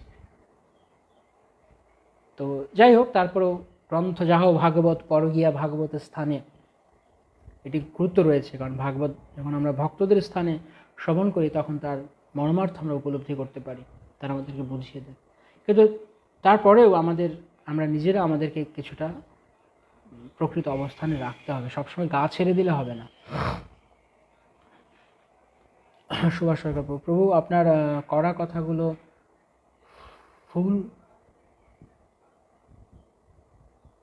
ফুল চন্দন হয়ে পড়ে। প্রভুপাদ কি যায়। শারীরিক অসুস্থতার জন্য যেমন ঔষধ খেতে হবে, ওষুধ তো আর মিষ্টি হয় না, তেতোই হয়। সুতরাং আমাদের পারমার্থিক মঙ্গলের জন্য এমন কড়া ওষুধ দরকার। কিন্তু অনেক সময় মানে সুগার কোটেড ট্যাবলেট দেয় অনেকে। আমার কাছে সুগার নেই আর কি, মনে হয় মিষ্টি বেশি খাইনি ছোটোবেলায়, মধু বেশি খাওয়া হয়নি আর কি, নিম পাতা বেশি খাওয়া হয়েছে আমার মনে হচ্ছে। কৃষ্ণ কৃষ্ণ। ওকে, ভক্তি পাপ করার ইচ্ছা শক্তিকেও ধ্বংস করে দেয়। হ্যাঁ, ভক্তি সত্যি এরকম, ভক্তি খুব মহত্বপূর্ণ। তার হৃদয় থেকে প্রকৃত প্রায়শ্চিত্ত হচ্ছে কৃষ্ণ ভক্তি, কারণ হৃদয় নির্মল করে দেবে, পাপ করার বাসনাই আর জাগবে না। আর প্রায়শ্চিত্ত তো অন্য জিনিস। ওকে, হরে কৃষ্ণ, সবাইকে অনেক ধন্যবাদ। আমাকে এখন আমরা তাহলে এখানে রাখছি, 2 ঘন্টা প্রায়। তো সবাইকে অনেক ধন্যবাদ। আমরা বেশি দূর এগোতে পারিনি, আমাকে ক্ষমা করবেন। আমরা কন্টিনিউ করবো। আপনারা কি এরকম চান যে আমরা এরকম অল্প অল্প করে পড়ে আমরা এগিয়ে যাই, নাকি আমরা শুধুমাত্র ঝড়ের গতিতে ভগবদ্গীতা পড়ে যাই? আমার কাছে কিন্তু এই ভগবদ্গীতার রস এত আস্বাদনী মনে। একবার ভগবদ্গীতা আমরা কমপ্লিট করলে আবার শুরু করলাম। এখানে অনেক ভক্তরা আছেন যারা অলরেডি অনেকে জুমেও ছিলেন যখন আমাদের এই অধ্যায় আলোচনা হয়, যেমন জিতু প্রভু বা মনে হয় বিশ্বদয়া বাসুদেব প্রভু, বা সিঙ্গাপুর থেকে যারা আছেন, যাদের জন্য আমরা জুমে ক্লাস করেছিলাম। কিন্তু বারবার মনে হচ্ছিল নতুন নতুন রস আস্বাদন হচ্ছে কৃষ্ণ কথায়। নব নব রসধামনুদতম, যেমন জামুনাচার্য বলেছেন, সেরকম লাগছে। তো এরকমভাবে আমরা অল্প অল্প করে পড়লে আমরা অনেক কিছু আলোচনা, আর যদি এমনিতে পড়ে যাই, যেমন অনেকে আছে Bhagavadgita in 6 minute, Bhagavadgita in 5 minute হয়, সেটাও হয়, কিন্তু তাতে সমস্ত স্বাদ উঠে আসে না অনেক সময়। যত বেশি ঘাটানো যায় তত তত মানে রত্ন অলঙ্কার উঠে আসে। Okay, Hare Krishna Gauranga Nityananda. Okay, good news, একটা গুড নিউজ বলছি। Hare Krishna, good news. Recently we got blessings from his holiness Bhakti Vinay স্বামী। অ্যাবাউট হোয়াট প্রভু? ওকে, আমি চাই ইমার্জেন্সি জ্যাকেট। ওকে, হরিনামের কৃষ্ণ ভাবনামৃতের জ্যাকেট পরুন। ইমার্জেন্সি অ্যাটিটিউডে হরিনাম বা কৃষ্ণ ভাবনামৃতের জ্যাকেট। হরিবোল হরিবোল। অন্তর্দীপ গৌর হরিদাস প্রভু, আপনার নিম পাতা মিশানো কথাগুলো কেন এত মিষ্টি লাগে? কেন আমি এটা সব প্রশ্ন উত্তর আছে, এই প্রশ্ন উত্তর আমার কাছে নেই। নেটওয়ার্ক চলে গেছিল আবার, ঠিক আছে। ওকে, হরিবোল হরিবোল। অল্প অল্প করে চলুক, সুব্রত প্রভু বলছেন। হরে কৃষ্ণ, অল্প অল্প করে এগিয়ে যাব প্রত্যেক দিন। ওকে, আমি চাই প্রতিদিন কৃষ্ণ কথা শ্রবণ করতে। হরে কৃষ্ণ। পঙ্কজ সরকার প্রভু বলছেন, আমিও ছিলাম সিঙ্গাপুর থেকে। হ্যাঁ, জুম ক্লাসে আপনিও ছিলেন, তখন আমরা আলোচনা করেছি, কিন্তু এখন আরও আরও আরও গভীর রস উঠে আসছে মনে হচ্ছে যেন। ওকে, সবাইকে তাহলে অনেক ধন্যবাদ আপনাদের। আমরা যদি বিকেলে আজকে ইচ্ছা আছে গৌর কথা আলোচনা করার, কারা কারা নিত্যানন্দ কথা চান, গৌরাঙ্গ নিত্যানন্দ কথা চান, নিতাই বলুন। জয় নিতাই, জয় নিতাই, জয় নিতাই। দেখি কতজন চায়, আমি গুনব। যদি দেখি যে মোটামুটি 100 জনের মতো হয় জয় নিতাই, তাহলে আমরা আলোচনা করব। 100 জন তো অনলাইনই নেই, 100 জন হয়তো বলবে না। যাই হোক, 60 জন আছেন, 61 জন। হ্যাঁ প্রভু, অল্প অল্প করে ভালো হয়। ওকে, আমরাও জুমে ক্লাস চাই। বাহরাইন বলরাম দেশ জুমে ক্লাস সময় ঠিক করুন। যেমন আমাদের একটা খবর এসছে, একটা আপডেট, সেটা হচ্ছে যে আমাদের দুবাই থেকে, দামোদর দেশ থেকে প্রতি মানডে ক্লাস ফিক্স করা হয়েছে। কেননা দুবাইয়ের সমস্ত ভক্তেরা, তারা আপনাদের আশীর্বাদে আমাদের চৈতন্য চরিতামৃত ক্লাস খুব পছন্দ করছেন। তো তারা সবাই অনুরোধ করেছেন যে এই অপূর্ব ক্লাস চলুক, তাই প্রতি সোমবার রাত্রিবেলা 8:30 থেকে 10টা Indian time Chaitanya Charitamrita class হচ্ছে গো টু মিটিং অ্যাপে। তো যদি কেউ শুনতে চান আপনারা সেই ক্লাস, তাহলে go to meeting app download করতে হবে এবং একটা লিঙ্ক আছে সেটা শেয়ার করতে হবে আপনাদের সঙ্গে, তাহলে আপনারা সেটা যেদিন যেদিন ক্লাস হবে সোমবারে, যেমন আগামী সোমবারে ক্লাস আছে, আমি এই ফেসবুক পেজে আমাদের বৈকুণ্ঠ গুণানুবর্ণন পেজে আমরা সেই লিঙ্ক শেয়ার করব। আপনারা কিছু করতে হবে না, শুধু গো টু মিটিং অ্যাপে গেলে সেটা ইনস্টল করতে হবে আগে, তারপর সেই লিঙ্ক দেওয়াই থাকবে, শুধু সেই লিঙ্কে ক্লিক করলে আপনি অটোমেটিক সেই ক্লাসে যুক্ত হয়ে যেতে পারবেন, যেখানে আমরা প্রতি সোমবারে ক্লাস করছি। তো বলরাম দেশ বাহারাইন যদি আপনারা চান আমরা করতে পারি জুমে, যারা বাঙালি ভক্তরা আছেন করতে পারে। দীপেশ্বরী মাধবী দেবী দাসী, অল্প অল্প করে শুনতে চাই Prabhu, please everyday would like to hear from you. Hare Krishna, Hari বল, জয় নিতাই নিতাই। প্রেমপাল প্রভু বলছেন, আমি যতদূর জানি আপনি ভক্তির পথে খুবই সুদক্ষ, দুষ্ট গরুর থেকে খালি গোয়াল অনেক ভালো। আপনি কিভাবে জানলেন আমি জানি না, যাই হোক এটা আপনার দৃষ্টি শুভ।